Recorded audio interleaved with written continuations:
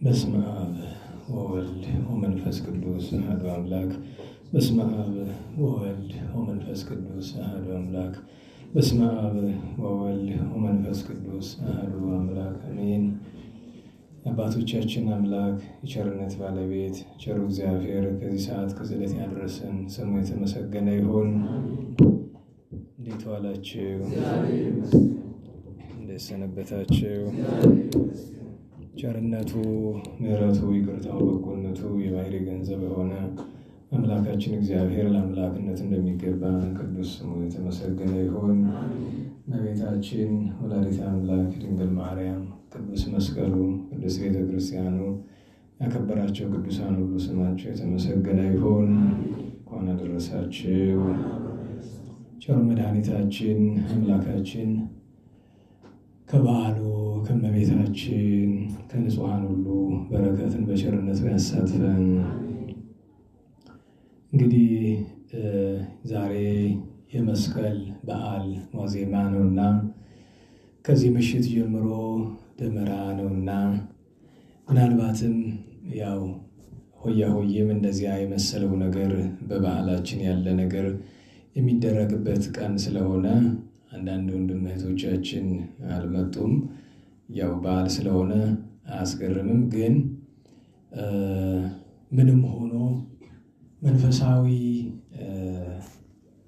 ስራ በመንፈሳዊ በዓል ቀን ይገባልና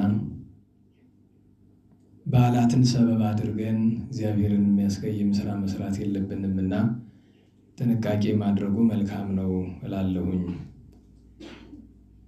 በዓሉ የመስቀል ከሆነ መስቀልን ከሚመለከት ነገር ውጪ ሌሎች ነገሮች ላይ ማተኮሩ የጤና አይሆንም። በእኛ ሀገር ሃይማኖት እስካሁን እንዳይጠፋ ትልቁን ኃላፊነት የተወጣ ባህል ነው። አባቶቻችን በኋላ ዘመን እረኛ እንደሚጠፋ ተረድተው ሕዝቡ ያለ እረኛ መኖር እንዲችል አስተምረውታል። ከእነዚህ መገለጫዎች አንዱ ሃይማኖቱን ወደ ባህል ውስጥ ከተቱት። ሃይማኖቱን ባህል ውስጥ አስገቡት እና እስካሁን ድረስ ሃይማኖታችን ኦርቶዶክሳዊ ተዋሕዶ እስካሁን ድረስ እዚህ የደረሰችው በተለይ ባለፉት 400 ዓመታት እረኞች ስላሉ በእረኞች ትጋት አይደለም። ዛሬም በአብዛኛው ምዕመን ስለ ክርስትናው ብትጠይቁት የሚመልስላችሁ ብዙ ነገር አይኖረውም። ጥቅስ አያውቅም። በተለይ ከወጣቱ ውጭ ያለው ማለት ነው እና ይህንን ያክል የጠቀመውን ያክል ለምሳሌ በሰንበቴ፣ በጽዋ ማህበር፣ በክብረ በዓል፣ በክርስትና፣ በእረፍት፣ በተዝካር፣ በፍትሐት በመሳሰለው ነገር በሙሉ ባህሉና ሃይማኖቱ ተቀላቅሎ ነው ያለ። አደራረጉ ባልከፋ በጊዜ ሂደት ግን መንገድ እየሳቱ የሚሄዱ ነገሮችን እናያለን። ለምሳሌ የመስቀል በዓል ኢትዮጵያ ውስጥ በደቡቡ የኢትዮጵያ ክፍል ጉራጌዎች በስርዓት የሚያከብሩ ናቸው። ክርስቶስን የማያውቁ ክርስትናን የተዉ ጣዖት የሚያመልኩ ወይም ይሄ ባህላዊ እምነት የሚባሉትን በድንጋዩ በዛፉ የሚያመልኩ ግን እስካሁን ድረስ መስቀልን የሚያከብሩ አሉ። እንግዲህ አስቡት። ክርስቶስን አያመልኩም፣ ክርስትናንም አያውቁም። እዛ አካባቢ እና አቡነ ተክለ ሃይማኖት ቅዱሳን አባቶቻችን ከዘሩት ውስጥ እና አፄ ዘርዓ ያዕቆብን የመሳሰሉ ደጋግ ነገስታት የኋላው ዘመን ነገር ተገልጦላቸው የሃይማኖቱን ስርዓት ወደ ባህል ውስጥ አስገቡት። ዛሬ ድረስ አለ። እንኳን በክርስቲያን በነበረው ላይ ወሎ ብትሄዱ አሁን ጽንፈኞቹ አስተዋቸው እንጂ መስቀልን፣ ልደታን ያከብራሉ። በነገራቸው ላይ እስከ ቅርብ ጊዜ እኛ ደርሰን ጎንደርም ውስጥ እስላሞች መስቀል ያከብሩ ነበረ። በእኔ ዕድሜ እስላሞች መስቀል አብረውና ያከብሩ ነበረ። ግንቦት ልደታን አብረውና ያከብሩ ነበረ። በነገራችሁ ላይ ወደ ወሎ ሄዳችሁ በተለይ በደቡብ ወሎ አካባቢ ክርስትና በአብዛኛው በጠፋበት ስፍራ እስላሞቹ መስከረም አንድን እንቁጣጣሽ አይሉትም፣ አይወዱም። ቅዱስ ዮሐንስ ነው የሚሉት። ቅዱስ ዮሐንስ ነው። እንቁጣጣሽ ስትሏቸው ይሄ ዘመን ያመጣው ስም ነው አንፈልግም፣ ቅዱስ ዮሐንስ ነው። አሁን ግን አስተተዋቸዋል መሰለኝ። እና ይህንን ያክል ጫና ፈጥሯል፣ በጎ ጫና ማለት ነው። ነገር ግን በዚህ ዘመን ቃለ እግዚአብሔር የእግዚአብሔር ትምህርት በሚገባው ሰው ባይሆንም እንኳን በማይገባን ሰዎች በዝቶ ተነገረ። ፍሬ የሌለን ፍሬ ማናፈራ ሰዎች ስለምናስተምር እኛ ቀልን ቃሉን አቀልን ለሰው ሰጠ ነው። በዚህ ምክንያት ሰዎች ለእግዚአብሔር ቃል ትኩረት የማይሰጡ እየሆኑ ሄዱ። የቀድሞ እናቶቻችን ቢያጠፉም እንኳን አውቀው አይደለም። የቀድሞ አባቶቻችን ለምሳሌ ህዳር ሚካኤል ሲመጣ ጃኖ ይለብሳሉ አይደለም። ላጥፋ ብለው አይደለም፣ አውቀው አይደለም። የትምህርት ጥረት ያመጣው ችግሩ ልብሱ አይደለም፣ እሱ የሚለበስበት ዓላማ ነው። እንኳን እነሱ አልኳችሁ አንዳንድ የድሮ ጠንቋዮች ልጆች እያለን የምናውቃቸው ጥንቆላው ኃጢአት መሆኑን አያውቁም። በዚህ ምክንያት ሲጠነቁሉ ከግድግዳቸው ላይ ቅዱሳት ስዕላት አሉ። የሚካኤል ገብርኤል ስዕል አስቀምጠው ነው የሚጠነቁሉ ነበር። በእነሱ ቤት የሚያደርጉት ነገር ትክክል ነው፣ ምንም ችግር የለውም። እና ትልቁ ክፍተት ትልቁ የቸገረን ነገር ባህሉ ሃይማኖቱን ይዘው ቆይቷል። አሁንም እንዲቀጥል እንፈልጋለን። ነገር ግን ብዙ የሚደረጉ ነገሮች ስታያቸው በተለይ በዘመናችን መንገዳቸው እንዲያ ይሆናል። በዓለ መስቀል ሲመጣ ደመራ ይደመራል። ደመራ እንዴት ነው የሚደመር? እንኳን መንፈሳውያን አባቶች ሽማግሌዎቹ አልቀው ደመራ እንዴት እንደሚደመር ስንቶቻችሁ ታውቃላችሁ? ደመራ ሲደመር መጀመሪያ ምንድን ነው የሚደረግ? በመጀመሪያ ደረጃ ደመራን ያገኘው ሰው ይደምራል። በነገራችሁ ላይ ክህነት ያለው ሰው ደመራ ይደምራል? እስኪ እንጠይቁ። ክህነት ያለው ሰው ይደምራል አይደምርም? ሁለተኛ ክህነት ያለው ሰው ደመራውን ለኩሶ ያቃጥላል አያቃጥልም? እነዚህ ሁለት ጥያቄዎች ያዙ። አንድ ሁለተኛ ነገር ደመራ የሚደመር ለዚያ ተብሎ በማህበረሰቡ በተመረጡና በተከበሩ ሰዎች ነው እንጂ ማንም ያገኘው ሰው ደመራ አይደምርም። ደመራ የሚለኮስበት የራሱ ስርዓት፣ የሚደመርበት የራሱ ስርዓት አለ። ባህላዊ ስርዓቱም መንፈሳዊ ስርዓቱም ዛሬ እንጃ ስንት ቦታ እንዳለ እንኳን በሌላው ይቅርና በዋናው መስቀል አደባባይ ላይ ይሄ ስርዓት መደረጉን እጠራጠራለሁ። ምህላ ምኑ ይደረጋል፣ እሱ ጥሩ ነው። ሌላው ስርዓት ግን እንጃ። ቀድሞ ጃን ተከለው ዋርካ ፊት ለፊት ይደረግ የነበረው ያ ሁሉ ጥንታዊ ስርዓት እንጃ ዛሬ። በአንድ ጎኑ ተመስገን እንላለን። አንደኛ ክርስትና እንኳን በባህል ደረጃ በስም ደረጃ በዓለም አብዛኛው ክፍል ጠፍቷል። እኛ እድለኞች ነን። ሃይማኖትም አለን፣ ደግሞ በባህል ውስጥም ሆኖ አለ። ኦርቶዶክሳዊ ነኝ ብሎ መስቀልን የማያከብር የለም። ኦርቶዶክሳዊ ነኝ ብሎ ጥምቀትን የማያከብር የለም። ምንም እንኳን በሚገባው ስርዓት ሆነ አልሆነ ሌላ ጥያቄ ሆኖ ማለት ነው። እና ለዚህ ትልቁ ችግር ትናንትም ዛሬም ደጋግመን እንደምንናገረው እረኛ የሌለው መንጋ ሆኖ ወገናችን 400 ዓመት አልፎታል። በነገራችሁ ላይ እንዲህ ስናገር ሊገርማችሁ ይችል ይሆናል። ዛሬ አይደለም 400 ዓመት ነው። አሁን ከፋ እንጂ 400 ዓመት አልፏል። እንዲህ ያለ ችግር ከመጣ ከግራኝ አመድ በኋላ እረኛ ማግኘት በጣም ከባድ ሆኗል። እውነተኛ እረኞችን ጨረሳቸውና እሱ ከዛ እረኛ ሲጠፋ ለእረኝነት የማይመጥኑ ሰዎች መሾም ጀመሩ። የአንድ ስርዓት ተቆጥሮ ዛሬም ድረስ እንኳን መንጋውን ራሱን መጠበቅ የማይቻሉ ሰው ነው በእረኝነት እየተሾመ ያለ ከማናችን ጀምሮ። ለምሳሌ ለዲቁና መመጥን ሰው አይደለም። በየትኛው መስፈርት እንኳን ለሰባኪነት ለዲቁና መመጥን ሰው አይደለም። ትትና አይደለም፣ ሀቅ ነው። ይኸው የሰማያዊ አምላክ ያውቃል። እሱ ነው ምስክር። ስጋ ለባሽ በምድር የሚኖር ሰው ለምስክርነት ለመጠራት ይከብዳል። ታዲያ መልእክትህ ምንድን ነው ካላችሁኝ፣ በተቻለ መጠነኛ ቤተክርስቲያን የምንቀርብ ጥቂት ስርዓቶችን ለማስተዋል የምንሞክር ሰዎች አንድ ባህሉን አንናቅ። ለምሳሌ ሆያ ሆዬ የሚል ጭፈራል አይደለም? ከመተው ይልቅ ጥንት ምን ነበረ፣ ዛሬ እንዴት እናደርገው? በዛ ላይ ውስጡ ላይ ያሉ ቃላት ምንድን ናቸው? ሆያ ሆዬ ራሱ ምን ማለት ነው? በነገራችሁ ላይ ጠይቆ የሚያቅሱ ያለ አይመስልም። ምን ማለት ነው ሆያ ሆዬ?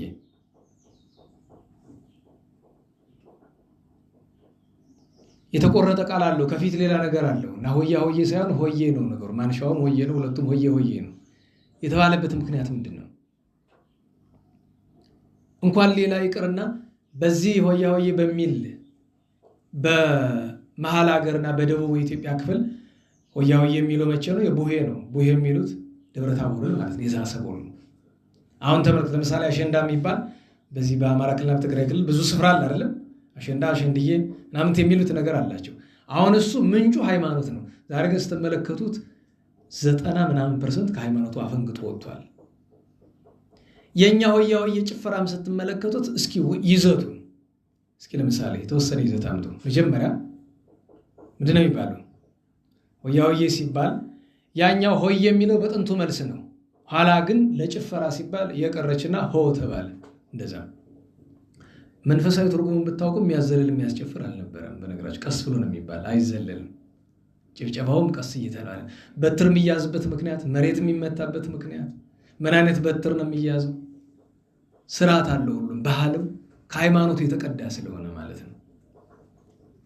ለምሳሌ እዚያ ማዶ ጭስ ይጨሳል። ሁሉም የትኛውም ሆያ ሆዬ ላይ አለች፣ እሷ ናት አይደለም?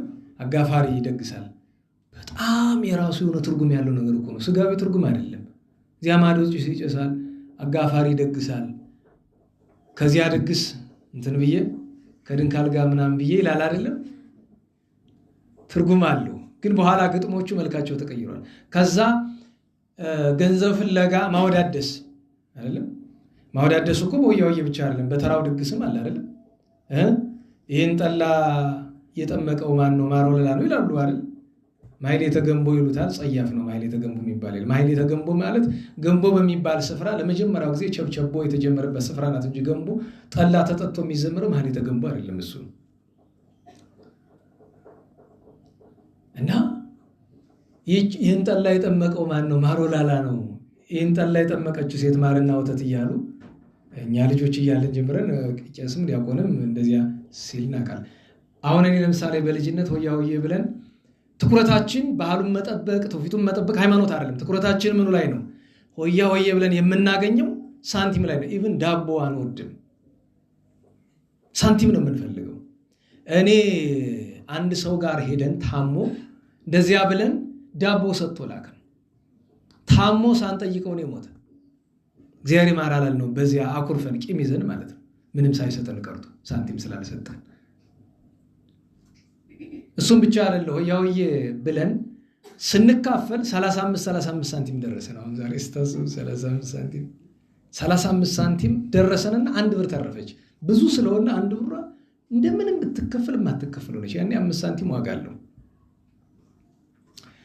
ኋላ ከመካከላችን አንድ ተንኮለኛ ሰው 8 ቃሪያ ያመጣል ሚጥሚጣና፣ ይሄን ሚጥሚጣ ደፍሮ የበላ 1 ብሩን ይውሰድ ይላል።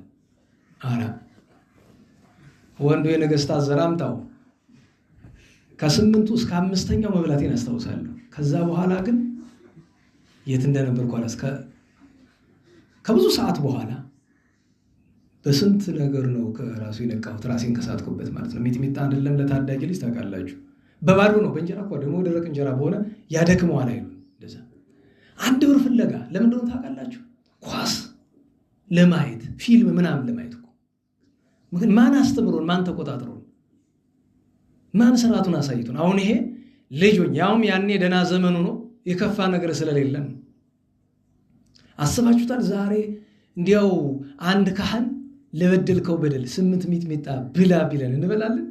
አረ ምን አረኮት ነው? እንግዲህ ዛኔ ለ1 ብር ነው ያንን እኔ ራሴ ያደረኩት ነገር ነው። ይሄ ከትንሽ ጎረበት ስንል ደግሞ ዲቁና ከተቀበልን በኋላ ዲቁና ስንቀበል ልብ አልነበረንም።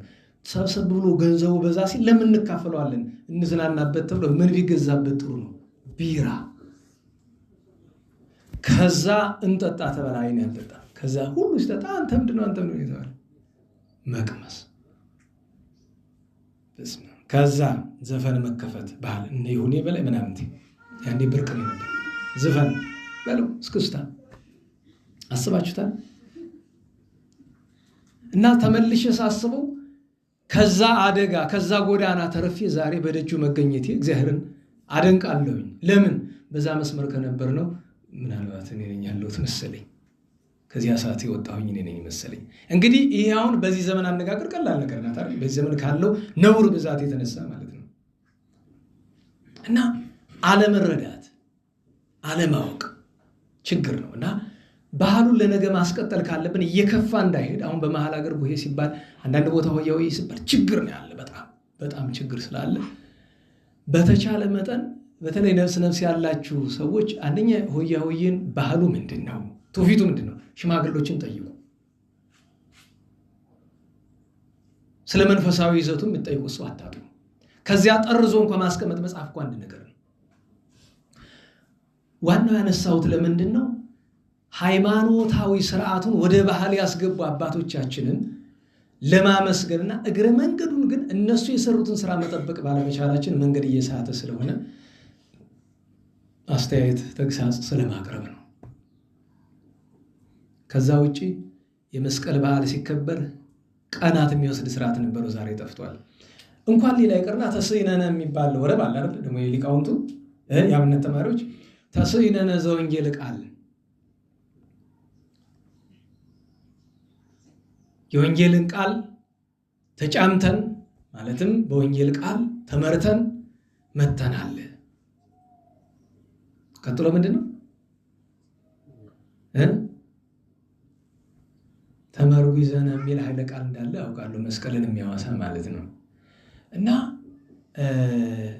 ናሁ ሶበ ሰማይ ነዚናው የተለመደው እሱ ነው አይደለም እመኳንንት ያቢ ግርማው ይላል አይደለም ዘሩ ተቀይሮ ነው እንጂ እንደዛ አይደለም እቺ ለውዳሴ ከንቱ ለሰውየው ያለው ለሚወረብለት ሰውዬ ተብላ ተቀይራ ነው እንጂ እመኳንንት ያቢ ግርማው አይደለም ሌላ ነው ነገሩ ለመስቀልና ደግሞ በሌላ አንቀጽ ደግሞ ለሌላ የተነገረ ነው ነውናው ትልቁ ነገር እሱን እንኳን አስተመለከቱ በጎንደር ባህል ተስይነነ የሚባል በ16 ነው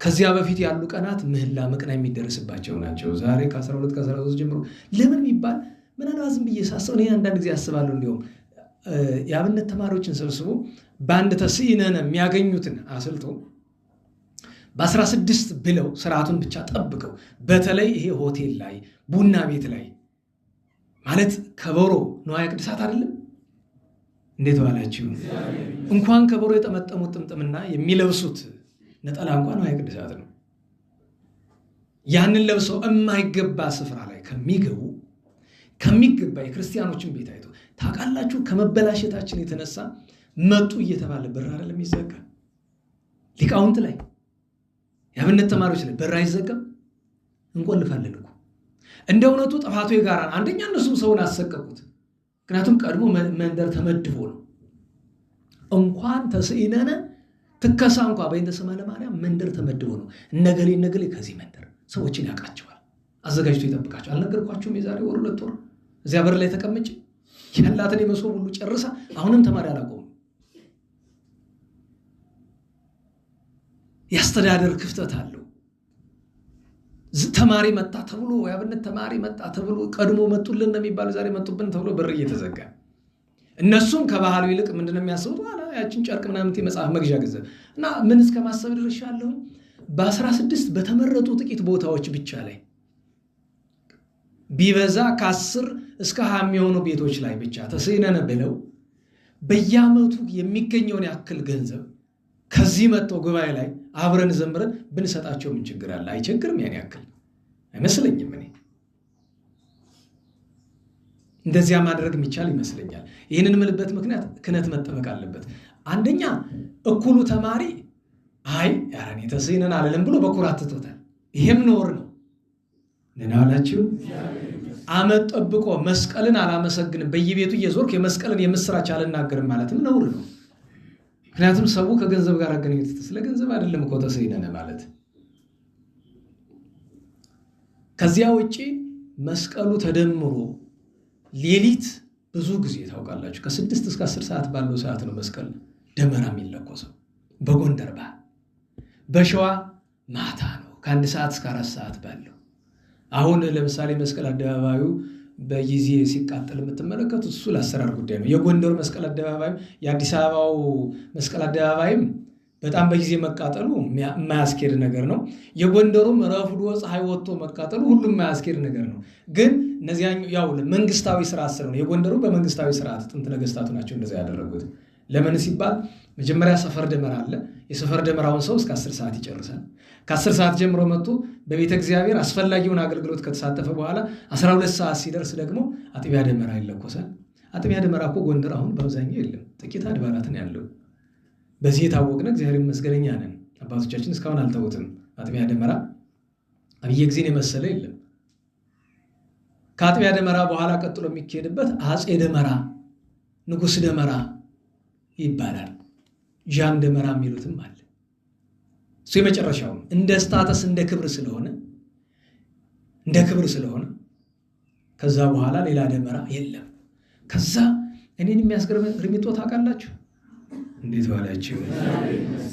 ለምሳሌ መስቀል ይደመርና እዚያ ላይ ቡና ተፈልቶ ሲጠጣ ያረፍዳል።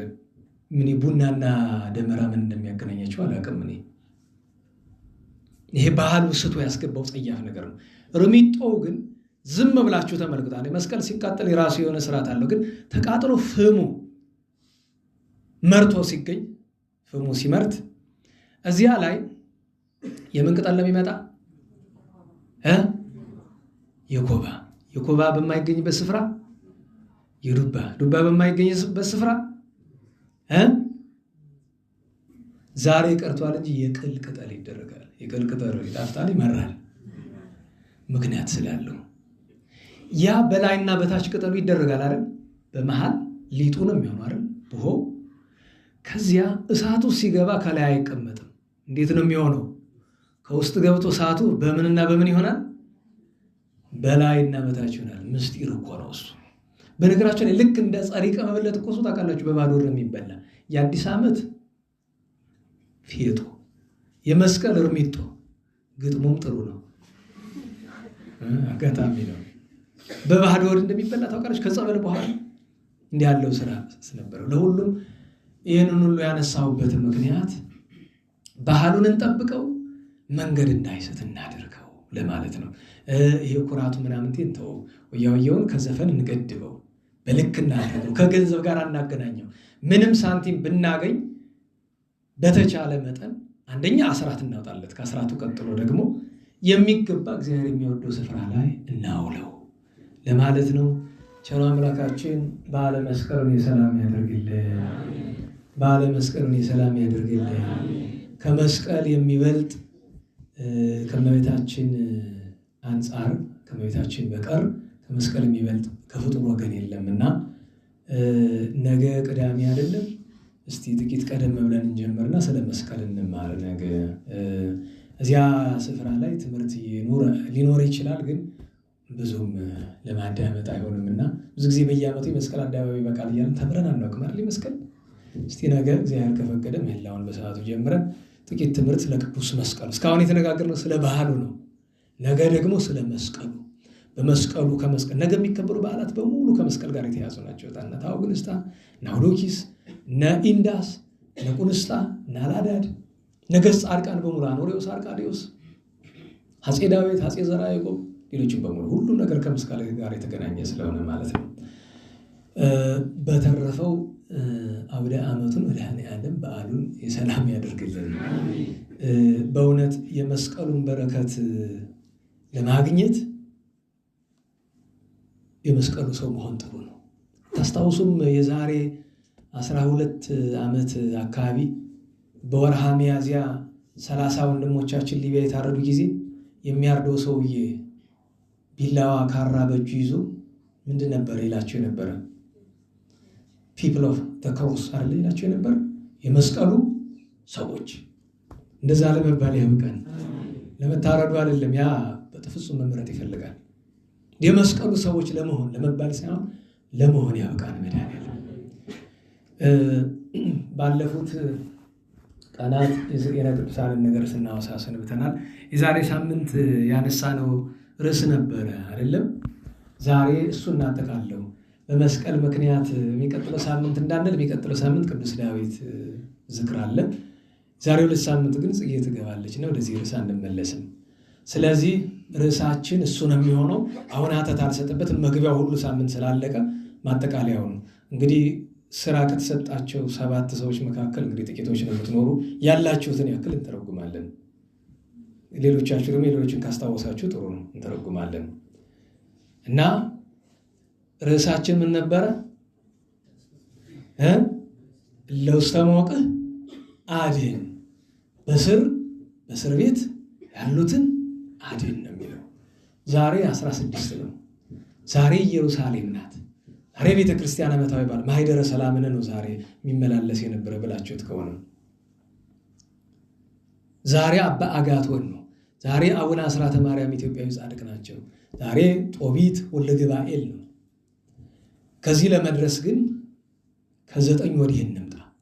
በ10 ከዚያኛው ጉባኤ ተነጋግረናል። ግን በ10 ቅዱሳት ስዕላት አምላካውያት ክብራቸው የዚያን ቀን ነው። የእመቤታችን ስዕል አብነት ተደርጎ ትምህርቱን በየዓመቱ ባጭር እንነጋገራለን። ቅድስት ማርታ የምትባል ጼዴንያ የምትባል ዛሬ በደቡብ ሶሪያ አካባቢ ያለች ሀገር ውስጥ የነበረች ክርስቲያን ሀብት ንብረቷን እመቤታችንን ቸር አንድ አምላክ ልጇን ለማገልገል ብላ ምን ላድርግ ብላ ስታስብ በዛቲ ሰዓት ተዘከረቶ ለአብርሃም ርዕሰ አበው ይላል። ደስ ይላል አይደል? በዚያ ሰዓት ማንን አሰበችው አለ? የአባቶች አለቃ አብርሃምን አሰበችው። አብርሃም እንግዳ ቢቀበል ድሃ ቢያበላ ምን ጸጋ አገኘ? ሥላሴን አስተናገደ። ሁለተኛ ሎጥን አሰበችው ይላል። ሎጥ እንግዳ ቢቀበል ማንን አስተናገደ? ሚካኤልና ገብርኤልን መላእክትን። ሶስተኛ ማርታ እህት አልዓዛርን አሰበቻት ይላል። እንግዳ ብትወድ ማንን አስተናገደች? ቸሩ መድኃኔ ዓለም አምላካችን ኢየሱስ ክርስቶስን አስተናገደች። ከዚያ ቤቷን የእንግዳ ቤት አደረገች። እንግዶችን ትቀበላለች። ታዲያ ሊቃውንት መነኮሳት በቤቷ ያደሩላት እንደሆነ ከፊታቸው በርከክ ብላ አስተምሩኝ ምከሩኝ ትላቸዋለች። ቃል እግዚአብሔር ትጠይቃለች። አንድ ቀን በጨዋታ ዜና አበው ሲነገር ቆይቶ የእመቤታችን ፍቅር ሲነገር ስለ እመቤታችን ተአምራት አንዱ አንስቶ ይናገራል። ከዛ እመቤታችን እኮ በስዕሉ አድራ ተአምር ታደርጋለች ብሎ ይናገራል። ከዛ አንዱ ደግሞ ተነስቶ በኢየሩሳሌም ድንቅ ስዕላት የእመቤታችን የሚስሉ ሰዓሊዎች አሉ ይላል። ከእግራቸው ወድቃ ኧረ እባካችሁ ስዕል አድኖ የእመቤቴን አምጡልኝ ይላል። ቴዎድሮስ የሚባል ኢትዮጵያዊ መነኩሴ በዚያ ወራት ሄዶ ነበረ። በነገራችን ላይ ከኢትዮጵያ ወደ ኢየሩሳሌም ለመሄድ በጼዴንያ አይደለም መንገዱ። ምክንያቱም ጼዴንያ ያለችው ወዲያ ነው፣ አልፎ ነው፣ ኢየሩሳሌምን አልፎ ነው። የጥንት አባቶቻችን ቅዱሳን ግን ሁሉንም ቅዱሳት መካናት ስለሚሳለሙ በዚያ ቆይቶ እየመጣ ነው እሱ። ከዚያ እኔ አመጣልሻለሁ ማት ወርቅና ብር አመጣችል። የለም እንደሱ አይሆንም፣ በገዛ ገንዘቤ ዋጅቼ ላምጣልሽ፣ ኋላ ትከፍኛለሽ አላት። አደራ አለችው። ሄደ። ኢየሩሳሌም ደርሶ ሳይገዛ ሲወጣ እመቤታችን ከሰማይ ድምፅ አሰማችው። ለምን ረሳ? ስዕል ሳትገዛ አለችው። ድምፅን የሰማ ደንግጦ ተመልሶ ቅዱስ ሉቃስ 4 ስዕሎች ስዕሏል ይባላል። ከነዚህ አንዱን በአጋጣሚ እንግዲህ አይሸጥም ያ ነገር። እንዴት ልክ እንተ እፍረት ማርያም ሽቱ ስትገዛ ሀድኖክ የሸጠላት የማይሸጥ ሽቱ ነው አይደለም? ዳዊት ሰሎሞን ይቀቡበት የነበረው ሽቱ ነው አይደለም የሰጣት። ኋላ ደግሞ የጌታ ወዙ ያረፈበት ስፍራ ሽቱ ነው። ያችን ይዞ ጎዳና ሲመጣ ሽፍታ ቢመጣ ሽፍታውን ስታባርለት፣ አንበሳ ቢመጣ ስታባር ድንቅ ተአምራት ያደረገችለት። እችንም ምን የሞኝ ነው ለዚያ ሴትዮ የምሰጥ ለእኔም ለሀገሬም ትረባኛለች፣ ወደ ኢትዮጵያ ነው መወስዳት ብሎ ተነስቶ መጣ። አባባሉ ስህተት ነው? ትክክል ነው? እንዴት ዋላችሁ? እንዴት ዋላችሁ? አባባሉ ስህተት ነው? ትክክል ነው? ለጊዜው ስህተት ነው፣ በኋላ ትክክል ነው። እንዴት ብትሉ ለጊዜው ወዳጇ እሷ ናት፣ ኋላ ግን ለኢትዮጵያ ትገባለችና በሚመጣው ሰዓት አመጣታለች እመቤታችን ያችን ስዕል ብለን እናምናለን እኛ። እዚያ ሐይቅ ውስጥ ገብቶ ወዴት ነህ አለው። አንዱ ወደ ላይ ወደ ጼዴንያ ነው የምሄዳለሁ። አንተስ? እኔማ ወደ ኢትዮጵያ ጎዳና እወጣለሁ በስርጡ አድርጌ ያለው። አያየኝ ወደ ኢትዮጵያ ነው። ማይበሉ ጥቅልል አድርገው ወስዶ ጼዴንያ ያመረታሉ። አይ ወዴት ታውቀኛለች? እንግዳው ወዝሎ ገባ፣ ተስተናገደ። ሊወጣ ሲል በሩን ጥርቅም አደረገችበት እመቤታችን። እንዴት እንደዘጋችበት እሷ ነው የምታውቀው። ለምን ቢባል በሩ ለሱ ድፍን ግድግዳ ነው፣ ለሌሎች ግን በር ነው። ሲያርመሰምስ ስትመለከተው ወጣ። አባቴ አሞሃል መሰል ነግባ አደር ብላ ሁለተኛ አስተናገደችው። 3 ቀን እንደዛ ነው። ኋላ ጠራቸውና አንተ አባ አለችው። አቤት። እንደ ጤነኛ አትሄድ፣ እንደ በሽተኛ አትተኛ፣ ምንድነው ጉዱ እስቲ ንገረኝ አለ። እያፈረ ነገር ጀመረ ይላል። ረሳሽኝ አለ። ስንቱን አውቃለሁ፣ የሚወጣው የሚገባው ብዙ ነው አለችው። እኔ እንጂ ስዕል አድኖ አምጣልኝ ያልሽኝ ኢትዮጵያዊ መነኩሴ እኮ ነኝ አለ። እና እንዴት ሆነ አለችው። አመጣሁልሽ። እንዴት ያለች ሳያወጣት እንደደበቀ ያደረገችለትን ዝና ሁሉ ነገራት። ቢያወጣት በክንዱ ውስጥ አቅፏት ኑሮ ሙቀት ነበረና ወዟ ጠብ እያለ ከግንባሩ ላበት እንደሰው ማለት እንደመደለ ስጋ እንደለበሰ እና ስታት ዘልብስተ ስጋ ትመስል ከስጋ የለበሰች እንዲሁ በአካል ያለች ከደስታዋ የተነሳ ታላቅ እልልታ አሰማች። ጫማውን ወድቃ ሳመችው። ተቀብላ ወስዳ ቤት ሰርታ ማኖሪያ አስቀምጣ ይሄ እንደ ፍርግርግ ያለ ነገር ሰው እንዳይዳሳት አድርጋ በዚያ ሁሉ ጥንቃቄ አድርጋ አስቀመጠቻት። ከዚያ የሚወጣ ስዕል ከስዕሉ የሚወጣ ወዝ ድውያንን ይፈውስ ነበረ። በቀደም እንደነገርኳችሁ ጳጳሳት ስዕሉን ለመውሰድ ያላደረጉት ጥረት የለም። ሲሞክሩት መሬት ትንቀጠቀጣለች። ድፍት ነው የሚሉ ጳጳሱ በፊታቸው። ኋላ ቅድስት ማርታ ስታርፍ ያንኑ የእሷን ቤት እዚያው ጼዴንያ ላይ ገዳም አድርገው አኑረውታል። ታዲያ እንዲህ ያለ ስዕል አድኖ በማክበር ኢትዮጵያውያንን የሚያክለው የታምረ ማርያም የመጨረሻውን ታምር አንብባችሁታል? የጥንቱ ታምረ ማርያም የአሁኑ ታምር እንኳን የታተመው ብዙ ነው በጣም ያለው ውስጡ 117 ይሁን ጊዜ የምንጠቀመው የመጨረሻው ታምር ምንድን ነው? ዘከመ ተናገረቶም ለሰባ ኢትዮጵያ ይላል አይደል? ምንድን ነው ያለቻችሁ? ያቺ ስዕል አድኖ የግብፃውያንን ልማድ እና የሌሎችን ልማድ አድርጋችሁ ጫማ ለብሳችሁ ስዕል ካለበት ቦታ ትገባላችሁ አለቻቸው ይላል። ዛሬ ያለ ድፍረት እንዲሁ ጉባኤ ተከብራለች እንጂ ዛሬ ጫማችንን እስከ የት ነው ይዘነው የምንገባ? እኛኛ ወደ ቅኔ ማይለት እናስገባዋለን። ከኛ በደንብ ደፈር ያለው እስከ ቅዱሱ ያስገባዋል። ዋኖቹ ደፋሮች ደግሞ ቤተ መቅደስ ይዘውት ይገባሉ አይደል? ጥፋቱ የማን ነው? የጋራ ነው። አስቡት፣ ችግር አይደል? እና አሁን ሰሞኑን ትልቅ አጀንዳ ሆኗል አይደል?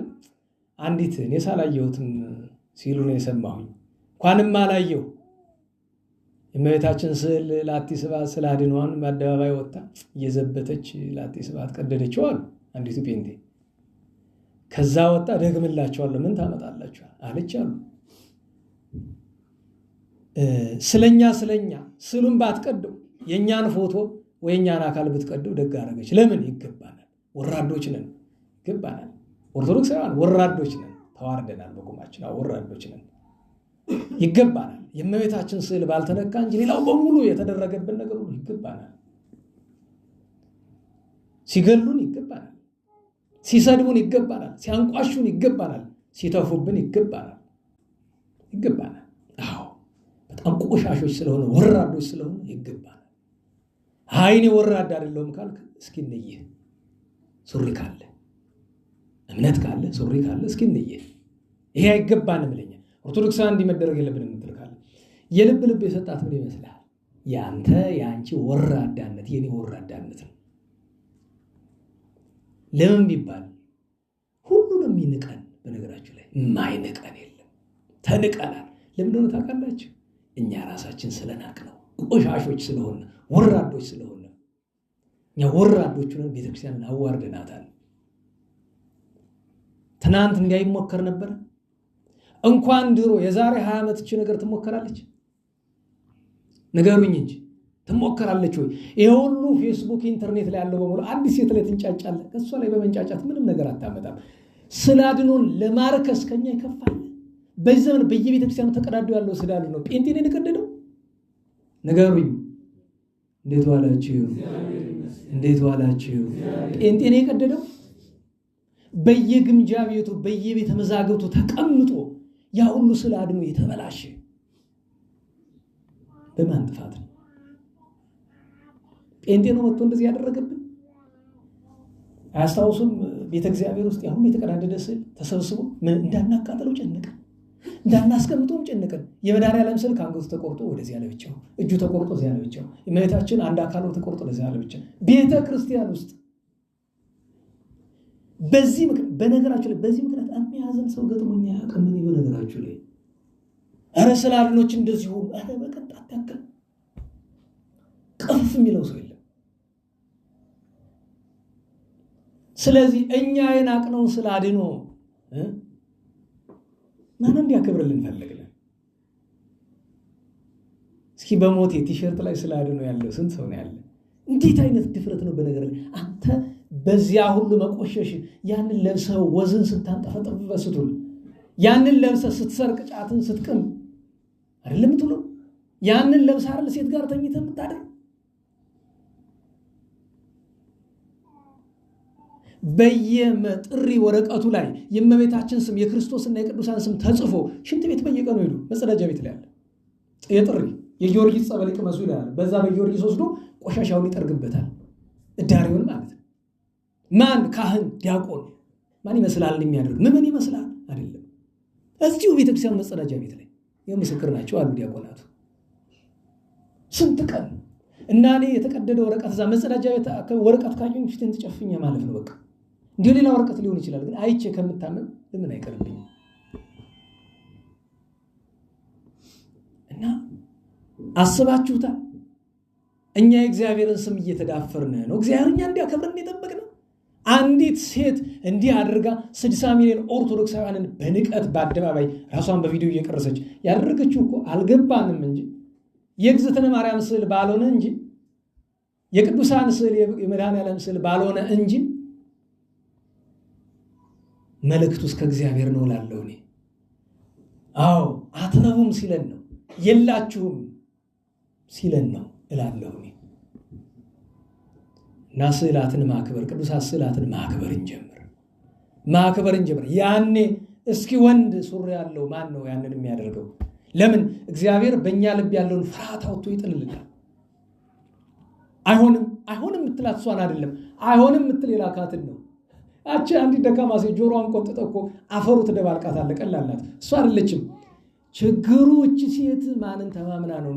ማንን የተማመነች በግ ላቷን ውጭ ታሳድራለች ይባላል አይደለም? እቺ ሰው የላካትን ትተሷ ላይ አትንጫጫ። ማን ነው እንዲህ እንድታደርግ ያስደረጋት? አንዲት ተራ ሴትን ያክል አትደፍር። እመቤታችን ክብር ምስጋና ይሁን። ከቅዱሳት ስዕላት በረከት ያሳድርብን፣ ከቅድስት ማርያም በረከት ያሳድርብን። ያኔም የዛን ቀን የእመቤታችን የድንግል ማርያም የልደቷ መታሰቢያ ነው። ያን ቀን እናታችን ንግሥተ ሰባ፣ እናታችን ነቢይት ዮዲት ቅድስት ዮዲት፣ እንደዚሁም አቡነ ግርማ ስሉስ፣ አባ ሰላማ ኢትዮጵያዊ የዋልድባ ጻድቅ ናቸው።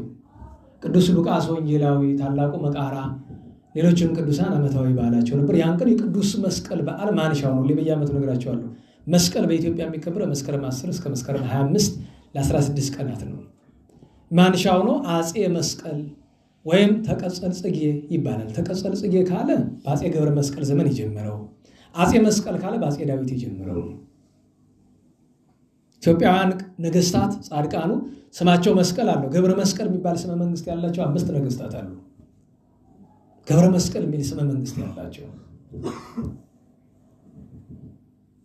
ከዚያም በ11 ታላቁ ሰማዕት ቅዱስ ፋሲለደስ ሰማዕታትን ሁሉ ሰብስቦ ለክብር ያበቃቸው ሐዋርያው ቅዱስ ቆርኔሌዎስ፣ ትዕግስተኛዋ እናታችን ቅድስት አወድራ፣ አረጊቷ ቅድስት በነፍስስ፣ 3ቱ ገበሬዎች ሶርሳ፣ ጤኬዎስና መስተሃድራ፣ የዋልድባው አባታችን ሚናስ ጻድቁ አባታችን። እነዚህ ሁሉ ቅዱሳን ዓመታዊ በዓላቸው ነበር። በ12 ልዑለ ቃል ኢሳይያስ ቅዱስ ሚካኤል ኢሳይያስን ሕዝቅያስን የረዳበት ነው። የዚያን ቀን ጉባኤ ኤፌሶን 200 ቅዱሳን ሊቃውንት ተሰብስበው የእመቤታችን ወላዲተ አምላክነት የክርስቶስን አንድ አካል አንድ ባሕርይነት የመሰከሩበት ነው። ቅዱስ ቄርሎስ እና ቅዱስ ሄራቅሊስ ያንን የመሰከሩበት ቀን ነው። ኢያቄም ወሐና ቅዱስ እስጢፋኖስን የዚያን ቀን ታሰባሉ። እና አፍላሆስ መሳሰሉ ግብፃውያን ሰማዕታትም አሉ። በ13 ቅዱስ ባስልዮስ ዘቂሳርያ ተናውላችሁ። ቅዱስ ባስልዮስ የቂሳርያው ኮከብ ከሰራቸው ድንቅ ታምራት አንደኛው ያ ነው አይደል? አንድ ባሪያ ወይም በቀለለው አማርኛ አገልጋይ የከተማ አገረ ገዢ የሆነ ሰው ዘንድ ተቀጥሮ ሲሰራ በዛ ቤት ውስጥ አንድ ሕግ አለ። እሱ ምንድነው? የንጉሱን ሚስትና የንጉሱን ልጅ ቀና ብሎ ማየት አይቻልም። እሱ ግን ቀና ብሎ አየና ደግሞ አንዳንድ ጊዜ ሰው ሲወድና ሲያብድ አንድ ነው ይባላል አይደል? ለእብድ ሕግ አለው። ለናላችሁ ያበደ ሰው ሕግ ያውቃል። አዎ ፍትወተ ዝሙት ያደረበት ሰው እንደዚያ ነው። ያበደ ውሻና ሴት ወደድኩ የሚለው አንድ ነው ይላሉ ነው። አባቶቻችን ግን አላልኩም ይሄንን አባባል ይላሉ ነው። እኔም ልሆን ይችላል፣ ሌላም ሰው ሊሆን ይችላል የሚለው አይታወቅም። ግን ሴት ወደድኩ የሚል ወንድና ያበደ ውሻ አንድ ነው። ምክንያቱም ያበደ ውሻ እያለከለከ ነው አይደል የሚሄድ ያገኘውን መንከስ መልከፍ ነው። ይሄ አንዲትን ሴት ወደድኩ ብሎ አንድ ሰው አይምሮ ከተነካ ወዷት አይደለም፣ በቃ የዝሙት ጦር አናቱ ላይ ወጥቶበት ነው እንደዚህ የሚያደርገው። መድኃኒዓለም ምሕረቱን ይላክለት። ስለማን እንደማወራ እግዚአብሔር ያውቃል። ያው ብዙ ስላለ እንደዚያ ችግር የለውም፣ ወገሌ የለውም። እና አየ አይቶም ተመኘ። ኋላ ስትወጣ ደረቷን ስትገባ ባቷን እያየ መከራውን አየ። መፍትሄ ፍለጋ ወዴት ቢሄድ ጥሩ ነው? ወደ ጠንቋይ። ጠንቋይ ወደ ምን ይልከዋል? ወደ ሰይጣን በቀጥታ ሄድና ከአሕዛብ መቃብር ይችን የሰጠሁን ደብዳቤ አለ ያችን ይዘህ ግራ እጅህን አንሳለት ለሰይጣን ይመጣል፣ እንዳትፈራ እንዳትደነግጥ አለው። መጣ። አንዱ ጋኔን መጥቶ ይዞት ወደ ዋና አለቃቸው ይዞት ሄደ። ምንድን ነው የምትፈልጋለህ? ያችን ሴት ወድጄ እኔ ያደርግልኛል። በፈንታው ምን ትከፍለኛለህ አለው። ምን እንድከፍል ትፈልጋለህ? ፈጣሪህን ክርስቶስን ከወዳጆቹ ሁሉ ጋር ካደልኛል። ምን ችግር አለ? ሎቱ ስብሐት ክድላ ሎቱ ስብሐት የኔ ነው፣ እሱ እንዳይመስላችሁ ሊክደው ነው ሎቱ ስብሐት የሚለው። ኋላ ስሊሄድ ሲል ቆይ አይ በቃል ያለ ይረሳል፣ በጽሁፍ ያለ ይወረሳል ነው። በቃልማ ዲያብሎስ መች ይረሳል ትሉኝ እንደሆነ ምስክር ብሎ ጻፍ ብሎ አጻፈው። አንድም ራሱ ጽፎ በደም ማኅተም አተመበት ይላል። ያን አማመልክ አንተን ነው ብሎ ማለት ነው። ሰይጣን ደብዳቤ ሰጠው። ሄድ በል ፈቃድ ይፈጽምልሃል አለ። እሷን መንፈሰ ረድኤት የራቃትና ስትሄድ ጠላት ሂዶ ልቧ ገባ። አለች፣ አበደች። ከሱ ይልቅ እሷ አጋቡኝ አለ ራሴን አንቃለሁ እያለች። በጣም ከማዝንባቸው ነገሮች አንዱ በቤታችን የተጠለሉ ሰዎች መስተፋቅር ምናምን እንሰራለን። ስለ መስተፋቅር ጉዳይ እዚህ በፊት ነግሬያቸዋለሁ። እንዴት ዋላችሁ? መስተፋቅር ክርስቲያን ላይ አይሰራም። ለምን ብትሉ መንፈስ ቅዱስ ስላደረበት። ምክንያቱም መስተፋቅር የሰይጣን ስራ ስለሆነ። ታዲያ አንዳንዱ ክርስቲያን ላይ የሚሰራ ለምንድን ነው? አይ ክርስቲያን ላይ እኮ ነው ያልኩህ፣ አንቺ ላይ አንተ ላይ ማለት አይደለም። ክርስቲያን ላይ ከሆናችሁ ሰየው አይሰራም። ደህና ዋላችሁ? ክርስቶስ ባደረበት አካል ላይ ሰይጣን ምን ሙያ አለው? ምን አቅም አለው? ግን ለዚህ የተገባን ካልሆነ ችግር ነው። ብዙዎች ብዙ ይሞክራሉ። በነገራችሁ ላይ አንድ ጠላ ቤት ነበረ ድሮ ዛሬ 10 ምናምን ዓመት በዚህ ሰፈር እና እዛ ጠላ ቤት ላይ አንዲት የሰፈር ልጅ አለች እና እዛ ዘመዳቸው ስለሆነች ሄደች ትቀመጣለች እና የሚያወሩትን እየሰማች አንዳንዴ ታወራኛለች። እና አንዱ እዚህ እኛ ጋር የነበረ አብሮኝ እኛ ጋር ወንበር እንታክሊሉ ነፍሳቸውን ይማር እያሉ አብሮን የሚማር ነው እና ምናምን ድግም ትችላለሁ ይላል። ያው መቼም ያቺ ምታቷን ምናምን ይሞክራል። እቺ ወረቀቷን ብር አደርጋለሁ ማለት ግን ያው ጠዋት አድርጋችኋት ማታ ተመልሳ ያው ወረቀት ናት። ምክንያቱም በነገራችን ላይ ምታት የሚሰራ ወረቀቱ ላይ አይደለም፣ እማን ላይ ነው? ከሰው አይን ላይ ነው። እናንተ መንፈስ ቅዱስ ያደረብህ ከሆንክ ምታቱ አይን ላይ ስለማይሰራ ወረቀቱን ነው የምታየው። እሳቱን አፈላዋለሁ ይላል። ያረለች የጥንቆላ ፍልሆ የምትባላለች አፈላዋለሁ። መንፈስ ቅዱስ ካደረብህ ምንም እኮ የለም፣ እዛው ቀዝቅዞ ቁጭ እንዳለ ነው።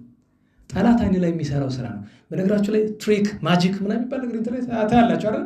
ትሪክ ማጭበርበር ነው፣ ማታለል ነው። ማጂክ ግን ጥንቆላ ነው፣ ምትሃት ማለት ነው።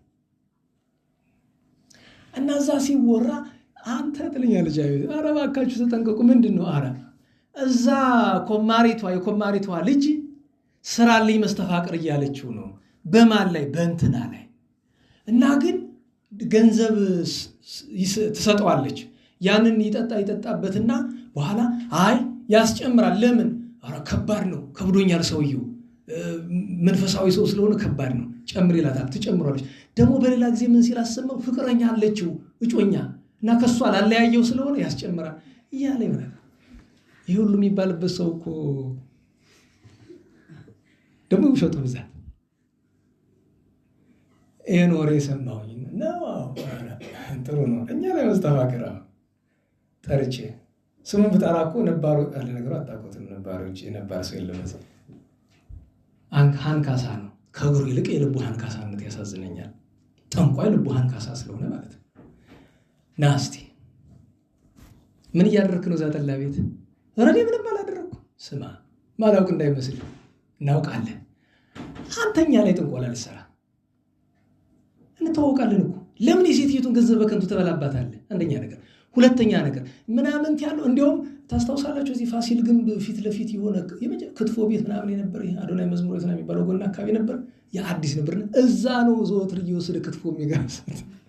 እንደዚህ ሁሉ ብላለ። አንተ ስማ የእንተ አክሊሉ አጥንት ይወጋኛል እንጂ አንተ ነዚህ ነበር ማስደፋ አንተ ኖረኝ ባለጌ አለቀስ እና ኋላ አዲሱ መምህር የእንታ ሲመጡ አዲሱ ምላችሁ ያሁኑን ሳይሆኑ ድሮ ያኛው የዛሬ 20 ዓመት የመጡት እሳቸው ሲመጡ አባረሩት። ካባረሯቸው 3 ጠንቋዮች እዚህ ግቢ ከነበሩት አንዱ እሱ ነው። እና የሚገርማችሁ ሁለተኛው ጠንቋይ አንዲቱን ሴት ከውጭ እዛ ማዶ ሲወጣ ትሞላቀቃለች፣ እየሄደች ከሱ ጋር ትተሻሻለች። ከጠንቋዩ ጋር ከቤተ ክህነት ሰው ጋር አትቅረቡ፣ ቅዱስም ቢሆን አትቅረቡት።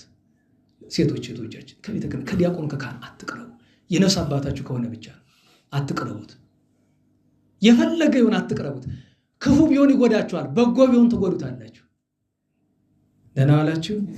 ልድገምላችሁ፣ ክፉ ቢሆን ይጎዳችኋል፣ በጎ ከሆነ ደግሞ እናንተ ትጎዱታላችሁ። አትቅረቡት። ቤተ ክህነት ሰው አትቅረቡ። የቤተ ክህነት ሰው ክቡር ነው። ሲዋረድ ግን በዛው ልክ ከሰውነት ወደ ክፉ ሰውነት አይደለም፣ ከሰውነት ወደ ጋኔንነት ነው የሚቀየረው። ከጥንቆላ ውስጥ ከገባ አንድ ሰው ጸላይ ነው። እና እቺ ሴት ጽብያሉ ግራ ይገባኛል። አቤት ይዝች ልጅ መጨረሻ አየሁ።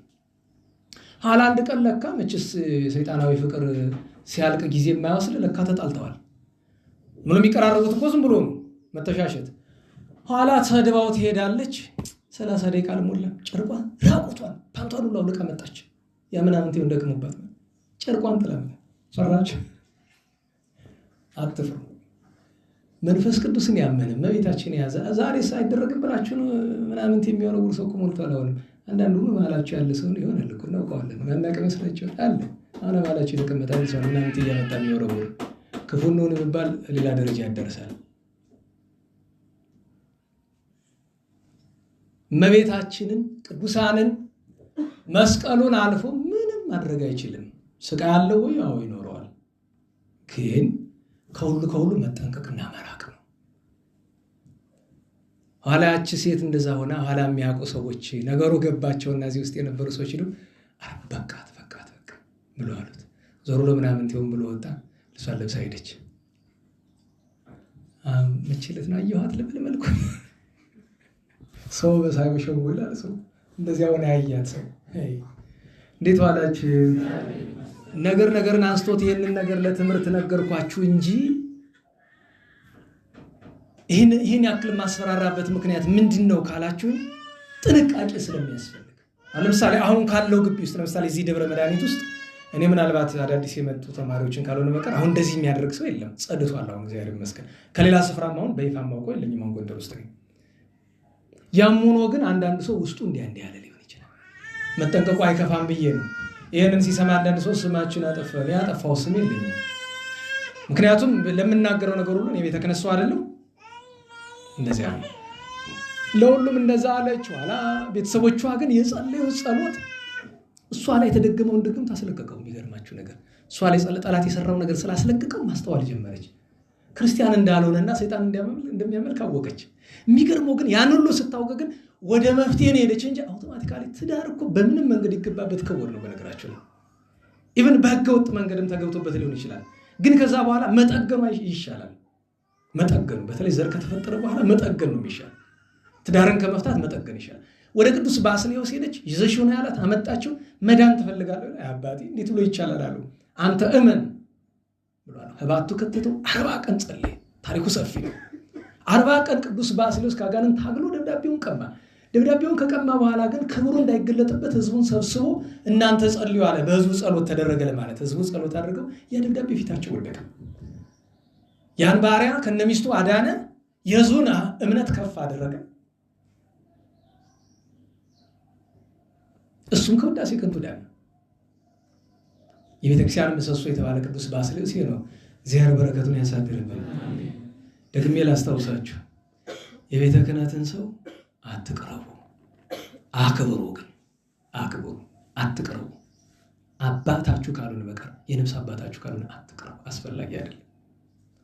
ሌላውን ነገር ተውትና ቅድም እኮ ነገርኳችኋል። ክፉ ቢሆን ይጎዳቸዋል፣ በጎ ቢሆን ትጎዱታላችሁ። 100% ነው የምላችሁ። እውነቴን ነው። እኛ ለምሳሌ ያቆናት አላችሁ። እግዚአብሔር ይመስገን ያግብቼ ተገላግየዋለሁ እንጂ ያላገባችሁ እዩት።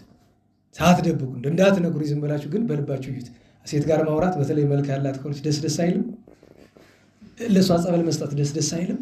ቄሴ ናቅዳልኝ ምናምን ስትል ነግራቸዋለሁ። አንዲት ልጅ ቅርብ ጊዜ መጣ የተናዘዘችው ረስተኝ ነው አለች። ወዴት አውቅሻለሁ ና ማስታወስሽ ይስላት ድሮ ልጅ እያለን እንድታይን ለማድረግ የማናደርገው ጥረት አልነበረም። አይቻችሁ ምን ላደረገ ረንጃ ምኑን አናውቀውም። ብቻ ግን እንደዛ ነበር። ወንጌል በምታሳለፍበት ጊዜ እየዞር ድሮኛ ክብረ በዓል ሲሆን ብዙ የሚያስቀድሰን ስለማናገኝ ወንጌል ነው የምናሳለምና እንደዛ ሲደረግ እና በጣም ከሚያናደኝ ነገር መካከል አንዱ ለምንድን ነው መሬት እያየ የሚሄድ ይሄ ልጅ እና እንዲህ አይነት እናድርገው ነው። መሬት የሚያሳዩኝ እንተ ለስላሴ ናቸው ነፍሳቸውን ይማር። ልጅ ሴት ፊት አትይ ስታሳልም መሬት እያየ በዚህ ምክንያት ነገራችሁ ላይ ክፉ ነገር ምን እንደገጠመኝ ታውቃላችሁ? ሰውን ሁሉ በእግሩ መለየት ጀመርኩ።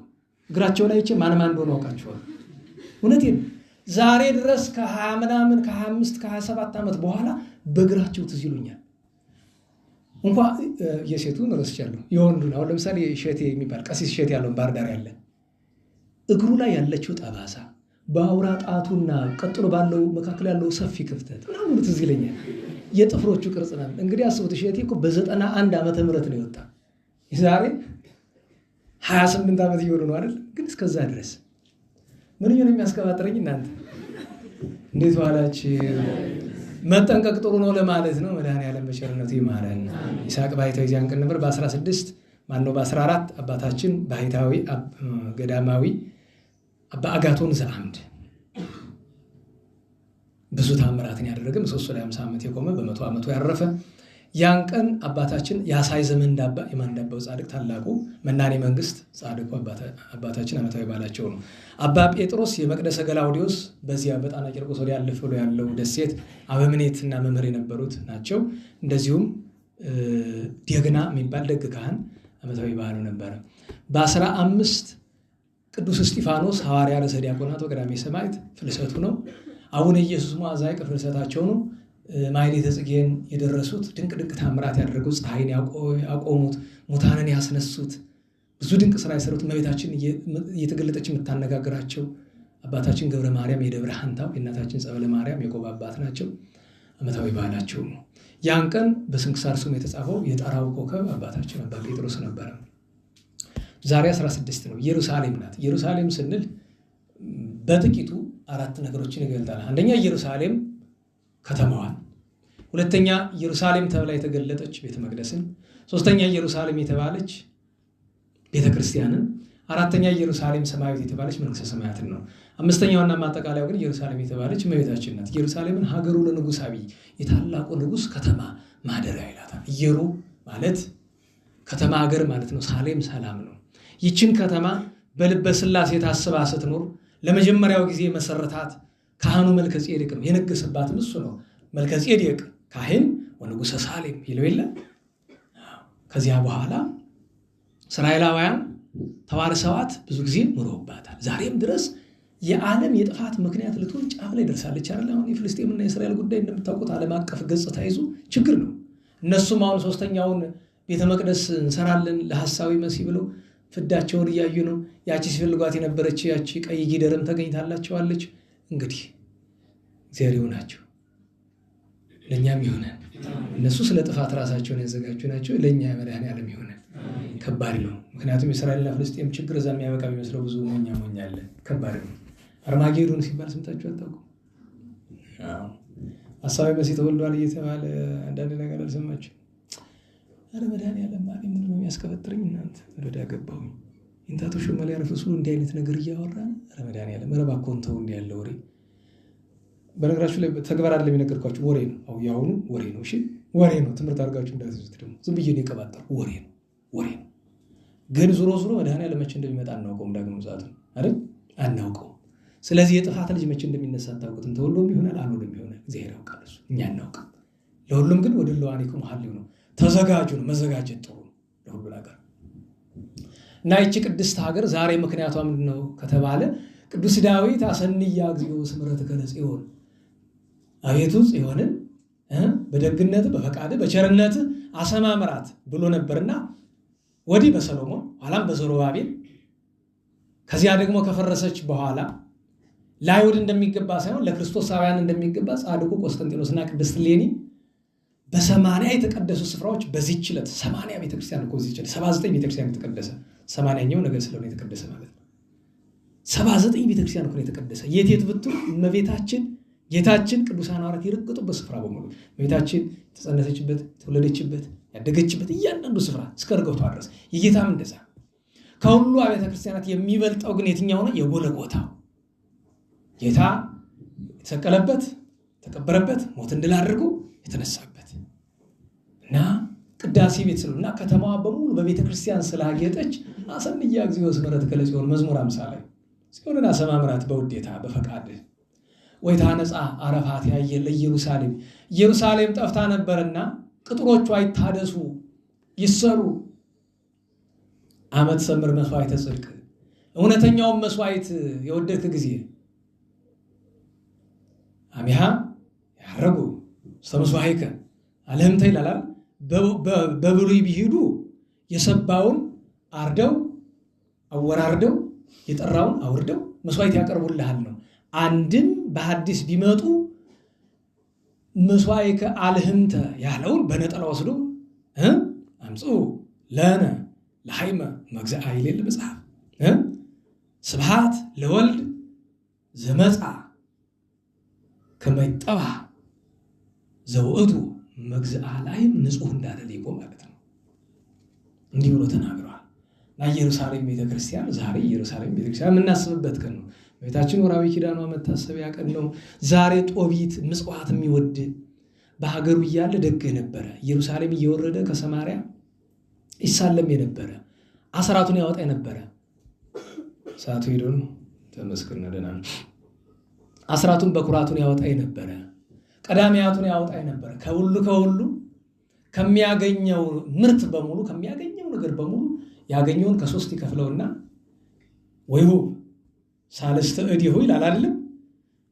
ከሶስት እጁ አንድ እጁን ለቤተ እግዚአብሔር፣ አንድ እጁ ለነዳያን፣ አንድ እጁ ለራሱ።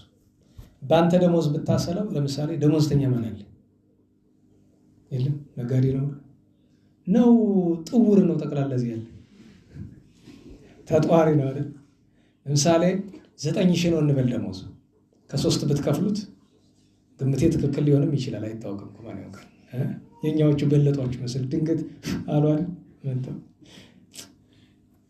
እግዚአብሔር እነዚህ ካህናት እችን ደሞዝ በቋሚነት እንዲበሏት ያደርጋል።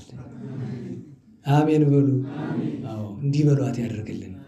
ችግር ስለሆነ ለምን እንደዚህ እንዳልኩ እንግዲህ ዳንኤልም ያውቀዋል። 9 ቢሆን ከ3 ሲከፈል 3,000 ለቤተ እግዚአብሔር፣ 3,000 ለነዳያን፣ 3,000 ለባለቤቱ ማለት ነው። እንዲህ ነበረ በንጽህና የሚኖሩ ኋላ የፋርስ ንጉስ መጥቶ ነነዌ ያወረደው። ከዚያ ህዝቡ ከወረደ በኋላ ንጽህናቸውን ትተው የአይዛብን መስዋዕት እየበሉ ራሳቸውን ሲያረክሱ፣ እሱ ግን ከስጋ ተከልክሎ ከሚያገድፍ ነገር ሁሉ ተከልክሎ በንጽህና ኑሯል። ከምንም በላይ በረከተ ጦቢት ሲባል ትሰማላችሁ። ደህና ዋላችሁ። አባቶቻችን ምን ይላሉ? እመቤታችንን የጦቢት ደግነቱ ይሏታል። የጦቢት ደግነቱ ምንድን ነው? ምጽዋቱ። ዋናው ደግነቱ ግን በረከተ ጦቢት ማለት የሞቱ ሰዎችን ገንዞ መቀበር ነው። በተለይ ቀባሪ የሌላቸው ድሆችን። በእኛ ሀገር ሀብታም የሞተው እንደሆነ ቀባሪው ብዙ ነው፣ ድሃ የሞተ እንደሆነ ችግር ነው። በተለይ ደፍሮ የሚገንዝ ሰው ይጠፋል። እና እንበላ የቅብሮ ይጥምክለ ያለው ቅዱስ ጦቢት ማንም ሲሞት፣ ምክንያቱም በዛ ዘመን ድሃ መሆናቸው ብቻ አይደለም፣ እስራኤላውያን ሲሞቱ እነሱን መቅበር ያስገድላል። እናዋላችሁ ንጉስ የገደለው አንበሳ የሰበረውን የሚነካ ስለሌለ ይነግሩታል። ለሱ ምን ያደርጋል? ቀስ ብሎ ወታደሮቹ ዞር ሲሉለት አስከሬኑን አንስቶ ጥላ ስፍራ ያስቀምጠዋል እስከሚመሽ። በዚህ ሰበብ ልክ ቅዱስ ይስሐቅ ለእግዚአብሔር መስዋዕት ለማቅረብ የሰርክ መስዋዕት ለማቅረብ ሲል ነፍስ ካወቀ ጊዜ ጀምሮ ቁርስም ምሳም በልቶ አያውቅም ብለን ተምረናል አይደለም? ለምን? ለእግዚአብሔር የሰርክ መስዋዕት በባዶ ለማቅረብ። ጦቢት በዚህ ምክንያት እድሜ ዘመኑን የሰርክ ማዕድ ነበር የሚቀምስ ማታ። ለምን? ያን ሞት ከቀበረ በየቀኑ እስራኤላውያን ሳይገደሉ ስለማይውሉ። አንድ ቀን ግን የልማዱን ያን ስራ አድርጎ ገባ። ተንጋሎት ሲተኛ ፊቱን አልተሸፋፈንም። እንደምታውቁት ስንተኛ ብዙ ጊዜ ፊታችን ይሸፍናልን አይደለም? እንዴት ዋላችሁ? ለሁለት ምክንያት ነው። ለጊዜው ተዋሃሰያን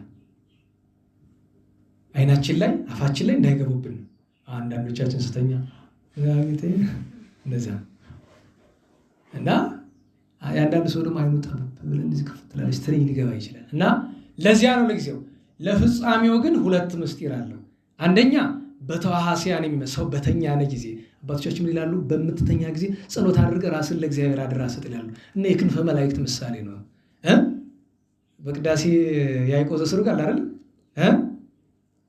አክናፈ መላእክት ይክድኖሙ ከበደኗም እያስጠመሙ የሚለው እሱ ነው አይደል? ስለዚህ ካህኑ እኮ እንደዚህ ብሎ ይጸልይላቸዋል። ምንድን ነው ብሎ የሚጸልይልን? በሚተኙ ጊዜ ላይ የመላእክት ክንፍ ይጋርዳቸው፣ የእንቅልፍ ጫናው አይጫናቸው ይላል። ከበደኗም ይለዋል አይደል? ያ ጸራሞ ደራሞ መጥቶ አይጫናቸው ሲለው እና ለጊዜው ገብቷቸዋል። በተዋሃሲያን የሚመሰሉ አጋንንት ናቸው ብዬ በአፍ በዓይን እንደመግባት እነሱ ባይምሮ ገብቶ ሲያቃዡ ምናምን ያድሩ የለ ያን ስለማድረግ ነው። ዋናው ምክንያት ግን ሞት፣ እንቅልፍ አንድ ወገን። እንቅልፍ የምን ምሳሌ? የሞት ምሳሌ። ሰው ሲሞት ሲገነዝ ሙሉ ነገሩ ስለሚሸፈን ሰው ሲተኛ ሙሉ ነገሩ ተሸፍኖ ይተኛል ነው። ገብታችኋል? ትናንት የጠየቀውን ጥያቄ ተመለሰ በዚሁ ስለተገለጠ ምንድነው ችግሩ ሲል ነበር። የተገለጠበት ምክንያት ምንድነው ቢሉ ሳይ መሸፈንን ረስቶ አይደለም እያሰበ ነበረ። ጌታዬ ሆይ እንደዚህ ሆነን እስከ መቼ ነው ለምርኮ ተዳርገን እና እንዲያ እያለ እያሰበ ከሐሳብ ብዛት አይኑ እንደተገለጠ እያለ እንቅልፍ እኮ አልተኛም። ለካ ረግቦች ከላይ አሉ። ካለው የእንጨት ፍርግርግ ላይ ኩሳቸውን ጣሉበት። አይኑ ላይ አይኑ ተቃጠለ፣ ጨሰ፣ ጠፋ። 58 ዓመቱ ነበረ። አዘነ፣ አለቀሰ። ብዙ ሐኪም ሞከረ፣ ሊድን አልቻለም። ሐኪም ደግሞ ችግር ነው የእንዳቶሽ መነገራቸው የለ ጥቂት ፍንጭ አላት ብለው ቢሄዱ ሐኪም ቤት ጠብብ ያደርግላቸው ነገር እልም ጨርሱ ጠፋ። የሱም ሐኪሞቹ አላሙት በጣም የዛ ዘመን የባህል ሐኪም ማለት ነው። ስቃዩ ሲበዛበት በኋላ ምክንያቱም ሰው መቀበር ቀረ፣ ነዳያንን እየዞሩ መመገብ ቀረ። በጣም አዘነ። ሚስቱ ጋር ሲነጋገር የነበረው ነገር ያሳዝናል። መጽሐፈ ጦቢት ተመለከቱ። ኋላ ሄዶ መካነ ጸሎቱ ገብቶ ጌታዬ ሆይ አዎ በበደላችን ምክንያት ለምርኮ አድርገናል፣ ለጠላቶቻችን አሳልፈ ሰጣናል። እኔንም እባክህ ኃጢአቴን አታስብብኝና አንዲት ልመና የመጨረሻ ስማኝ፣ ነፍሴን ውሰድ በቃ ምናል። እንደዚህ አንዳንድ ጊዜ ቅዱስ ያለ ልመና ለምን እንደዚያ ከማለት ያደረሰው ፍጹም የመጨረሻው ጫፍ ላይ ደርሶ ነው። እኛ አንዳንዱ ሰው የሆነች ፈተና ስትደርስብን በቃ ጌታዬ ኧረ ውሰደኝ ኧረ ጥራኝ፣ አንተ ጠርቶ የት ልትገባ ረዳ ገባን እሳቱ ለመግባት ችኮላ ትጸድቅ ይመስል። እኔ በነገራችሁ ላይ በጣም ነው የሚያሳዝነኝ። ትናንት ነው በቀደም አንድ ሰው ራሳቸውን በሚያጠፉ ሰዎች እንደ ጨዋታ ነገር ሲያነሳ ቱጋል እኮ ዘለ በጣም ተበሳጨው። ነውር ነው። ምን አጠፋዋል? ራሳቸውን በገደሉ ሰዎች አትቀልድ። ለምን አንተ አታውቀው ምን ውስጡ ነው እንደዛ እንዳደረጉ። እኔ ግን የማውቀውን ያክል አውቃለሁ። ብዙ እንዲህ ሊያደርግ የነበረ ሰው ከኔ ዘንድ ሲመጣ ስለነበረ ለምን ቢባል የጭንቀታቸው መጠን እና አንዳንድ በምትቀልድበት አደጋ ነው የሚጥልህ ጠላት። ሄዱ ነውር ነው። አይቀለድም። እንኳን በሞተ ሰው በቆመ ሰው አይቀለድም። መጽሐፍ ይሌለ ብፁዕ ብእሲ ዘይሆረ በምክረ ረሲያን ወዘይቆመ ውስተ ፍኖተ ኃጥአን አለና ወዘይነበረ ውስተ መንበረ መስተሳልቃን። በሞተ ሰው ይዘበታል። በጨነቀው ሰው በራበው ሰው ይዘበታል። ነገ እኮ አንተ እዛ ሄደህ ስትወድቅበት እኮ ያ ግን እግዚአብሔር ይስጠው ደግ ሰው ኧረ ይቅር በለኝ አላወኩም፣ ኧረ እንዲያው ዝም ብዬ አፍ ያመጣሁት ነው ኋላ እኔም እንዲያው መጥቼ መድኃኒዓለም ኧረ ይቅር በለን እንዲያው ይቅር በለኝ ማለት የረሳ እንደሆነ እሱንም ይቅር በለው እኔንም ይቅር በለኝ፣ እኔም ስለሰማው ይቅር በለኝ እሱም ስለተናገረ ይቅር በለው መድኃኒዓለም ቸሩ። እንዴት ብሎ ይደረግ ይባላል? እንደዛ እንዲያ ብሎ ጸለየ። ያን ጊዜ ያቺ ጸሎት መልአኩ ሩፋኤላችን ጸሎት ይዞ ቅድመ እግዚአብሔር ገባ። በዚያ ሰዓት ደግሞ ሳራ ወለተ ራጉኤል ባል ስታገባ የገደለበት 7 ባል ገደለበት አስማንዲዮስ የሚባል ጋኔን እሷም ውሰደኝ አለች። ለምን እንኳን ደህናው ሰው ሰራተኞቿ ሁሉ እየዘበቱባት።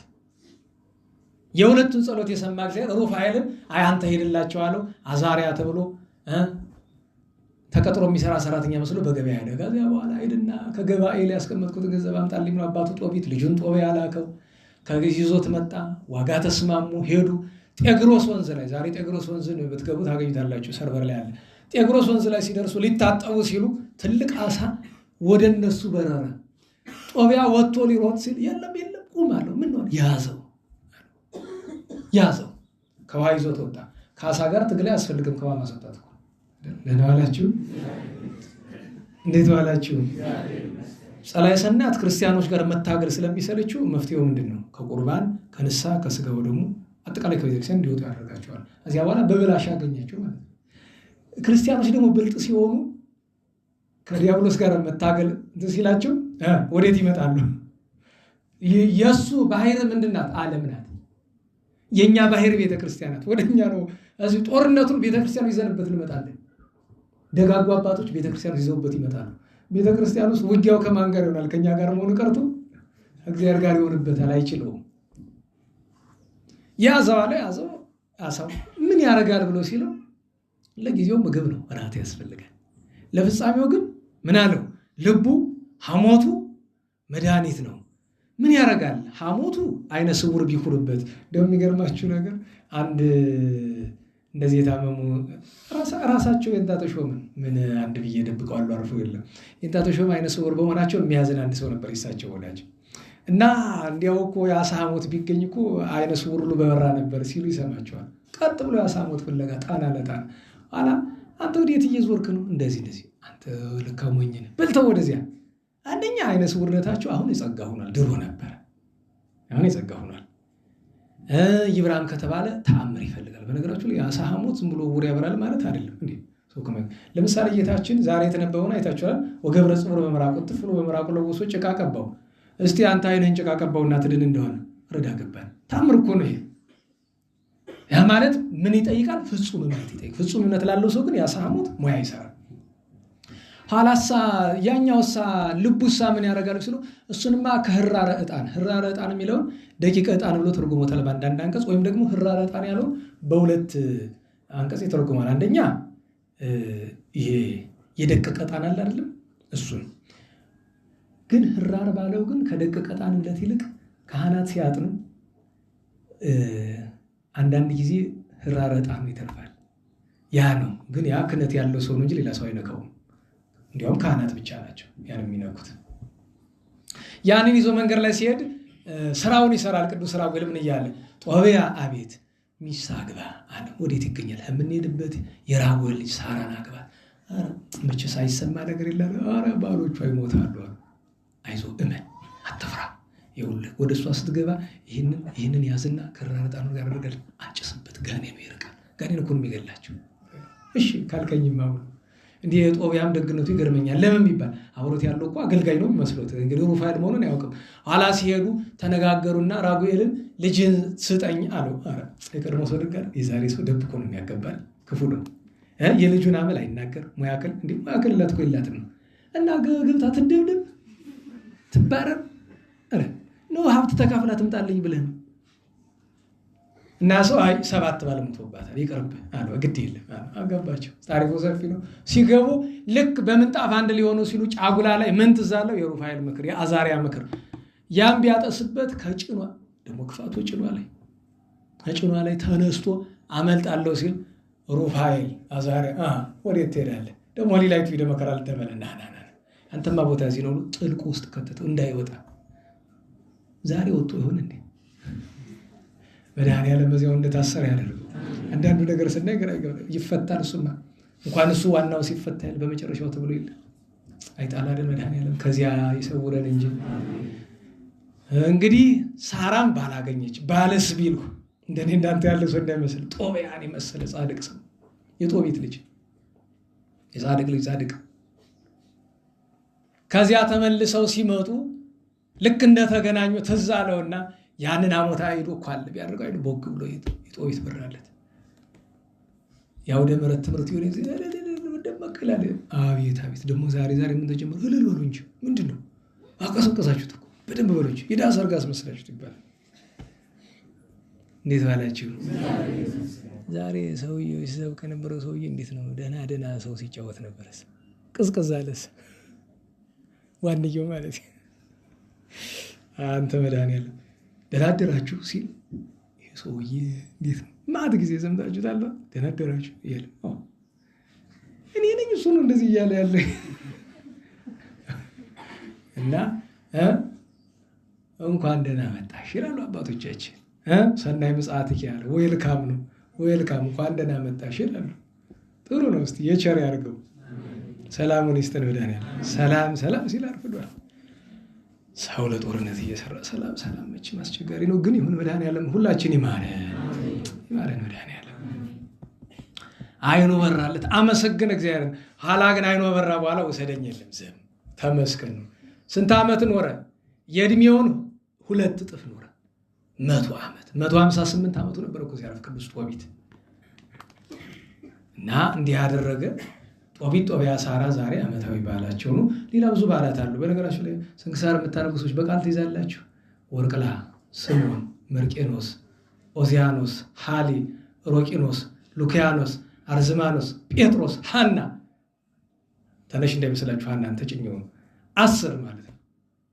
ሲደገሙት ያዙ እንጂ የቅዱሳን ስም አጥኑ።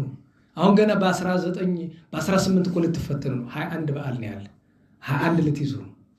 እና ዛሬ ለሁሉም እንዲህ ያለ በዓል ነበር። አቡነ አስራተ ማርያም ጎጃም ተወልደው አድገው በብዙ ገዳማት ዞሮ አገልግለው ለቅድስና በቅተው በሐዋርያ አገልግሎት ኖረው ድንቅ ተአምራት ሰርተው አልፎ ዛሬ ጎጃም ገዳም አላቸው። ኢትዮጵያዊ ጻድቅ ናቸው። እግዚአብሔር በረከታቸውን ያሳድርብን። የመጨረሻ አባታችን አባ አጋቶንን ነው የምናስበው ሰዓት ለመቆጠብ። አባ አጋቶን ምን ይለዋል ትምህርቱ? ዘተፊመ እብነ ከመይት ናገር ነገረ ጽሩዕ አለ። ተርታ ነገር እንዳይናገር አንደበቱን የዘጋ በምን ታውቃሉ? አባታችን አባ አጋቶን በልጅነቱ ገዳመ አስቄጥስ መጣ። የማን ደቀ መዝሙር ሆነ? የአባ ጴሜን። አባ ጴሜን አለ ባይሞን የሚለው ጳጉሜን ላይ ያለው ስንክሳር የእሱ ደቀ መዝሙር ሆነ። ከሱ ዘንድ ተማራና ኋላ ምን አለ? በቃ እኔ አፌን መዝጋት አለ ብሎ አፉን ዘጋ። በአርምሞ ሲኖር ታውቃላችሁ አይደል? ለ30 ዓመት ምን አድርጎ ኖሯል? ደኛ ዘግቶ ኖሯል። እና በአንዳንድ ታሪክ አጋንንት ይላል፣ በአንዳንድ ታሪክ መነኮሳት ናቸው ይላል። መጥተው ሊፈትኑት ይሄ ሰውዬ በብቃት ደረጃ ደርሶ ይሆንስ አልደረሰም ብሎ ሊፈትኑት መጡ። አንተ ያቀባጣሪው አጋቶን ነህ አሉት። ድንጋዩን አውጥቶ አዎ ነኝ አላቸው። መልሰው ከተተ። አንተ አመንዝራው ዘማው አጋቶን ነህ አሉት። አውጥቶ አዎ ነኝ። በነገራችሁ ላይ ታውቃላችሁ አፈወርቅም ያስተማረው ይሄንን ነው አይደለም? እኔ አመንዝራ ነኝ ማለት ትትና አይደለም። አመንዝራ ነህ ሲሉ አዎ ማለት ነው። ሌባ ነህ ሲሉ አዎ፣ ኃጢአተኛ ነህ ሲሉ አዎ ማለት ነው። ትትና ማለት አዎ ብለህ መስማማት ነው። ብዙ ጸያፍ ነገር ተናገሩት። አንተ እንዲህ ነህ አዎ አላቸው። መጨረሻ ላይ መናፍቁ አጋቶን አንተ ነህ ሲሉት አውጥቶ መናፍቅስ አይደለሁም አላቸው። እስካሁን መልስ ያልሰጠህ አሉት ደቀ መዛሙርት። ምን ነው ለዚህ መልስ ሰጠህ አሉት። ልጆቼ ቅድም ሲናገሩ የነበሩት ነገር በሙሉ ነፍሴን ይጠቅማል እንጂ አይጎዳም። ይሄ መጨረሻው ግን ነፍሴን ይጎዳል። መናፍቅ አይደለሁም። አንድ ሰው መጣና አባቴ አጋቶን አለው። አቤት። ከመነኮሳት ጋር እንዴት ብዬ ልኖር አለው። መጀመሪያ ስትመጣ እንደነበረው እንግዳ ሆነህ ኖር። እንዴት ማለት አለው። እንግዳ እንዴት ነው? ደህና ዋላችሁ? ብዙ ያወራል? ንገሩኝ። ብዙ ይዳፈራል? መቼስ ከጠባይ ሁሉ ጥሩ ጠባይ የማን ጠባይ ነው? እንግዳ። ሌላ ሳለው መነኮሳት ወንድሞችን በጣም አትቅረባቸው፣ በጣም አትራቃቸው። በጣም ብትርቃቸው ከነሱ የሚያስፈልግህን ታጣለህ። በጣም ብትቀርባቸው መደፋፈር ችግር ያመጣል፣ ወሬ ታመጣል። አባ መቃርስ ከጎኑ ነበርና ወንድም አጋቶን ከሰው ጋር አብሮ መኖር ለመነኩሴ ይህን ያህል ይጎዳዋል ብለዋሉ። አባቴ ይጎዳዋል ማለት ምላሴ ይህን ያህል ጠላት ናት ወይ ብሎ ሲለው አባቴ መቃርስ አለው። አቤት። የማይቆጣጠሯትን ምላስ ያክል ጾር የለም፣ እሷ የፈተና ሁሉ እናት ናት አሉ። አቤት መድኃኒዓለም። እኔ ሰባችሁታል። የማይቆጣጠሯትን ምላስ ያክል ጾር የለም ማለት ከእሷ የሚከፋ ፈተና የለም። የፈተናዎች ሁሉ እናት ምንጭ እሷ ናት አሉ። እና ምን አላቸው ለደቀ መዛሙርቱ? ልጆች እኔ ማንንም ሰው አሳዝኛ አላውቅም፣ ማንም ሰው አሳዝኖኝ አያውቅም አላቸው። አንተስ እሺ ማንንም አላሳዘንክም፣ ያ የሌሎች አንተን አለማሳዘን እንዴት ነው ቢሉ ወዴት አግኝቻቸው አልቀርብም። እና የዚህ ቅዱስ አባት ትሩፋቱ ከሁሉ በላይ ግን ሰዎች ብቻ አይደሉም። ቅዱስ ሚካኤል መልአከ እግዚአብሔር ወርዶ ፈትኖታል ይባላል። ለዚህ በፊት ነግሬያቸዋለሁ። ከገዳም እንቅብ ሰፍቶ ሊሸጥ ገበያ ሲወጣ ከመንገድ ላይ ከዛፍ ስር የኔ ቢጤ ወድቆ ያለ የሚለምን ሰውነቱ ቁስልስል ያለ ሄዶ ስመ እግዚአብሔር ጠርቶ ተዘከረኛለሁ ያለው እንቅብ ብቻ ሌላ ነገር የለውም። አንተ መሰጠኝ ስለሌለ ከሚዘከሩኝ ስፍራ ከገበያ ተሸክመው ወሰደኛለሁ። ልብ በሉ በአንድ ጎን እንቅቡን በአንድ ጎን እሱን አድርጎ ተሸክሞ ገበያ ሄደ። የት ላኑ ከጎን አኖረኝ አለ። ከጎን አኖረ። ያን ላይ ማን ይዘከሩ? አባ አጋቶን አንድ እንቅብ ይሸጣል። ዞር ይልና አባ ይለዋል። አቤት። እሷን እንቅብ ስንት ሸጥካት? ይሄን ያህል ይለዋል። ስጠኝ ይተዋል። ትንሽ ቆይቶ እንቅብ ሲሸጥ ስንት ሸጥካት ይላል። አንድ 5 እንቅብ ነው ሲሸጥ፣ ዳቦ ግዛልኝ ምናምን እያለ በሙሉ ወሰደበት ገንዘቡ። ያ ሁሉ ሲሆን ፊቱ ቅጭ ማይልም አይናደድም። ለምን? የእሱ ልብ እግዚአብሔርን ማሰብ ነው እንጂ ይሄ እንቅቡ ሄደ አልሄደ ለሱ ምኑ ነው? ኋላ ሊሄድ ሲል ይለዋል። ምንድን ነው ሲል እንደ ቃተተኝ ልትሄድ አነሳኝ ቦታ መልሰኝ እንጂ እሺ ተሸክሞ ወስዶ አዚያ ወረድልኝ ቢለው ኧረ የለም እንዳፈቀደ ብሎት እያለ ትከሻውን ለቀቀው። ቢወርድ መሬት የለም። ቀና ቢል የእግዚአብሔር መልአክ ነው ክንፉን ዘርግቶ መንክር ትዕግሥትከ ብሎታል ይባላል። ትዕግሥት ግሩም ነው ብሎታል። ያ ሁሉ እየሻጠ ይሰጠው የነበረውን እኮ ግን በእግዚአብሔር ይወስድለታል፣ ምጽዋት ነው። ይሄ ቅዱስ ብዙ ትምህርት አስተምሯል። እና በኋላ መጨረሻ ላይ ሊያርፍ ሲል አባታችን አሉት። አቤት ጌታ በወንጌል ወደ ጠባቢቱ በር ግቡ ያሉ። ጠባቢቱ በር ምንድን ናት አላቸው። አይ ልብ በሉ። ከዚያ በፊት አንድ ነገር መከራቸው ልጆች አላቸው። አቤት ቁጡ ሰው አለ። እንግዲህ ሁላችሁ ወደ እኔ ነው የምትመለከቱ። ቁጡ ሰው ሙት እንኳን ቢያስነሳ በእግዚአብሔር ፊት ተቀባይነት የለውም አለ እኮ። እንግዲህ ደግነቱ እንኳን ሙት ላስነሳ የሞተ ልብ ያልተነሳ ግን ቁጣን ማራቅ ጥሩ። ይሄን መመክራችሁ ምን ችሎታ አለ ለመምከር? የለኝም። አባ አጋቶን እየመከራችሁ ነው። እኔ መምከር አልችልም። ለምን? ችግር ስለሆነ ማለት ነው። ማለት ማልሸፍነው ነገር ነው። ከነውሬ ሁሉ ማልሸፍነው ትልቁ ነገር እሱ ነው። ችግር ነው። እና ይሄን ካላቸው በኋላ አባታችን ጠባብ ወንድናት አለ ልጆቼ ባኡ እንተ አንቀጽ ጸባብ ያለ አለ ሁለት ነገር ነው። አንድ አፍን መቆጣጠር ጠባበር ነው። ሁለተኛ አለ ፈቃድን መግደል ነው። የራስን ፈቃድ ትቶ የክርስቶስን ፈቃድ መፈጸም ነው ጠባበር አላቸው ይባላል። እግዚአብሔር በረከትን ያሳድርብን። ነገ 17 ነው። ቅዱስ መስቀል ዓመታዊ በዓል ነው። እናታችን ቅድስት እሌኒ፣ ጻድቅ ቆስጠንጢኖስ፣ ጻድቃን ነገሥት አኖሮስ፣ አርቃዲዮስ፣ አፄ ዳዊት፣ አፄ ዘርዓ ያዕቆብ፣ ቅዱስ ኢንዳስ፣ አልአዳድ፣ አግድር፣ ቆስዮስጦስ፣ ቁንስጣ እነዚህ ሁሉ ነገሥታት ናቸው። ጻድቃን ነገሥታት ድርሳነ መስቀል አንብቡ ታገኙታላችሁ ታሪካቸውን። ከዚያ ቅድስት ታወግንስጣ ሮማዊት አለች። ቅዱስ አውዶኪስ ቀሲስ አለ። ቅዱስ ሊዮናስዮስ አለ። ሌሎችም ቅዱሳን አሉ። በ18 ስንት በዓል አለ? 21 በዓል። እንግዲህ ዋና ዋናዎችን ላስታውሳችሁ። እናታችን ቅድስት ጸበለ ማርያም፣ አባ ዳንኤል ኢትዮጵያዊ ጻድቅ ናቸው፣ ገዳማዊ። አቡነ ኤዎስጣቴዎስ ታላቁ ቤተክርስቲያን ናቸው። አቡነ አኖሬዎስ፣ ማርያ ያዕቆብ ግብፃዊ፣ ቅዱስ ቶማስ፣ መርቆሬዎስ ካለ፣ ቅዱስ መስቀል የዚያን ቀን ነው። ቅድስት እሌኒ አለች። ሐዋርያው ቅዱስ ቶማስ አለ። እነዚህን ጨምሮ በአጠቃላይ 21 በዓል አሉ። በ19 እናታችን ቅድስት ሮማነ ወርቅ፣ ቅዱስ ሊቅ ጎርጎርዮስ አርማንያ እና ቂርቆስ ገዳማዊ። በ20 እናታችን ቅድስት ቴዎብስታ፣ መሊዳማ፣ አቴና ደናግል ናቸው። አባ አትናቴዎስ። በ21 እግዝእትነ ማርያም ግሸን፣ ቅዱስ መስቀል፣ ጻድቅ ንጉሥ ዘርዓ ያዕቆብ እናስባለን የዚያን ቀን። ቅዱስ ቆጵርያኖስ እና ድንግል ዮስቴና እናስባለን። ሐዋርያው ጢባሪዎስ እናስባለን። 6ቱ ቅዱሳን የገዳመ ጎረጎር አባቶች እናስባለን። ትልቁ በዓላችን ደግሞ ብዙኃን ማርያም ይባላል። 318ቱ ሊቃውንት ጉባኤያቸውን የጀመሩበት ቀን ነው። በ22 ሰማዕቱ ቅዱስ ዮልዮስ ገድለ ሰማዕታትን የጻፈው እና ቅዱስ ኮቶሎስ ሰማዕቱ ዓመታዊ በዓላቸው ነው። በ23 የዛሬ ሳምንት እንድሪያኖስ እና አውናቢዎስ፣ ቅድስት ድንግል ቴክላ ምርዓተ ክርስቶስ ዓመታዊ በዓላቸውን የዛሬ ሳምንት ዝክረ ቅዱስ ዳዊት ነው። በዚያ እንገናኛለን። ርዕሱን ከዚህ በኋላ ልመለስበት አልችልም። ሰዓት በጣም ሄደዋል። ምንም ማድረግ አይቻልም። እንግዲህ ሁልጊዜም እኛ የፈቀድነው አይሆንምና ርዕሱ ለመቼ ሊሆን ነው? ለሚቀጥለው ሳምንት ይሆንና ግን ሙቃሄን የሚያሳስብ የዳዊትን መዝሙር እንመርጣለን። ይባ ቅድሜ ከጋሮሙ ለሙቃህንም ሊሆን ይችላል አይደል? እንዲህ ያለ ጥቅስ ፈልገን እንመለስበታለን። ክፍል 3 ብለን እንመጣበታለን። እግዚአብሔር አምላካችን የቸርነትን ስራ ይስራልን። በዓሉን የሰላም የረድኤት ያደርግልን። ከመዓት ከመቅሰፍት ከዕለተ ከዘመነ መንሱት ይሰውረን ይሰውረን። ለምስጋና እንነሳ።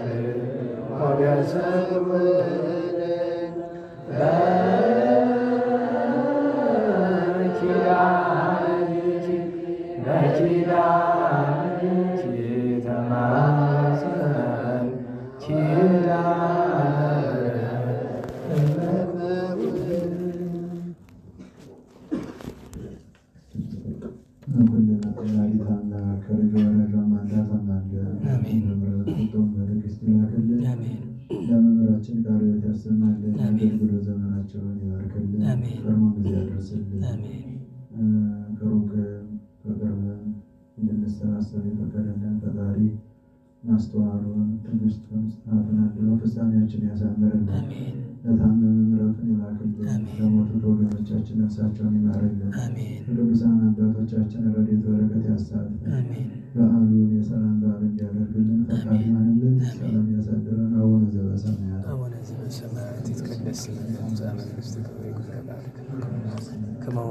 ሲሳየነ ዘለለዕለትነ ሀበነ ከመንና ደግን ዘአበሰለ ታባአን ውስጥ እንኩል ኮይስ መዚያከ የቲ መንግስት ኃይለ ስብሐት ለዓለመ በሰላም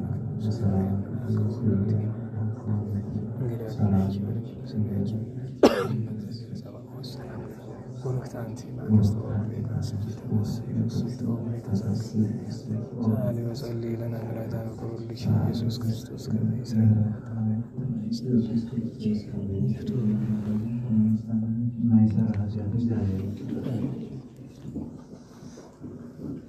እግዚአብሔር ይስጥልን። ቃለ ሕይወት ቃለ በረከት ያሰማልን። ተስፋውን መንግስቱን ርስቱን ያወርስልን። አጭር መልእክት። ነገ ወደ ካለን ቅና ብናቀ ስንት ሰዓት ነው የምትሄዱት? 4 እሺ። ካለን ብን ወደ ካለን ብናካፍል 3 ምዕት አገልጋዮች ይሄዳሉና መሄድ የምትፈልጉ አንድ መሄድ ትችላላችሁ።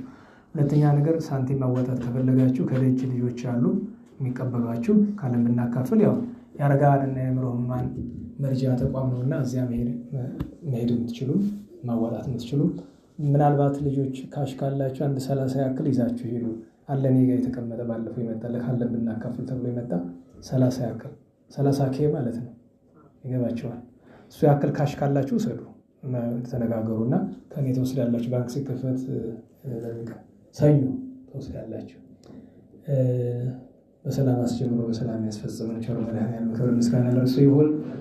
ጥፋት ሳይመታን እሾህ ሳይወጋን ኃጢአት ሳይሰለጥንብን በደልም ሳይገዛን የብርሃን መላእክት በፊት በኋላ በቀኝ በግራ እየጠበቁን ለጊዜ ወደ ቤታችን ለፍጻሜው ተስፋውን እናደርጋት።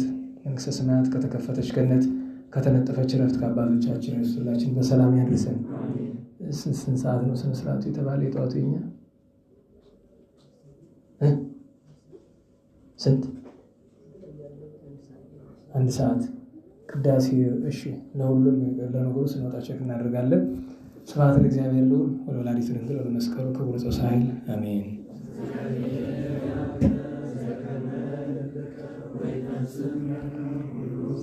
አሜን። ሰላም ያሳድረን።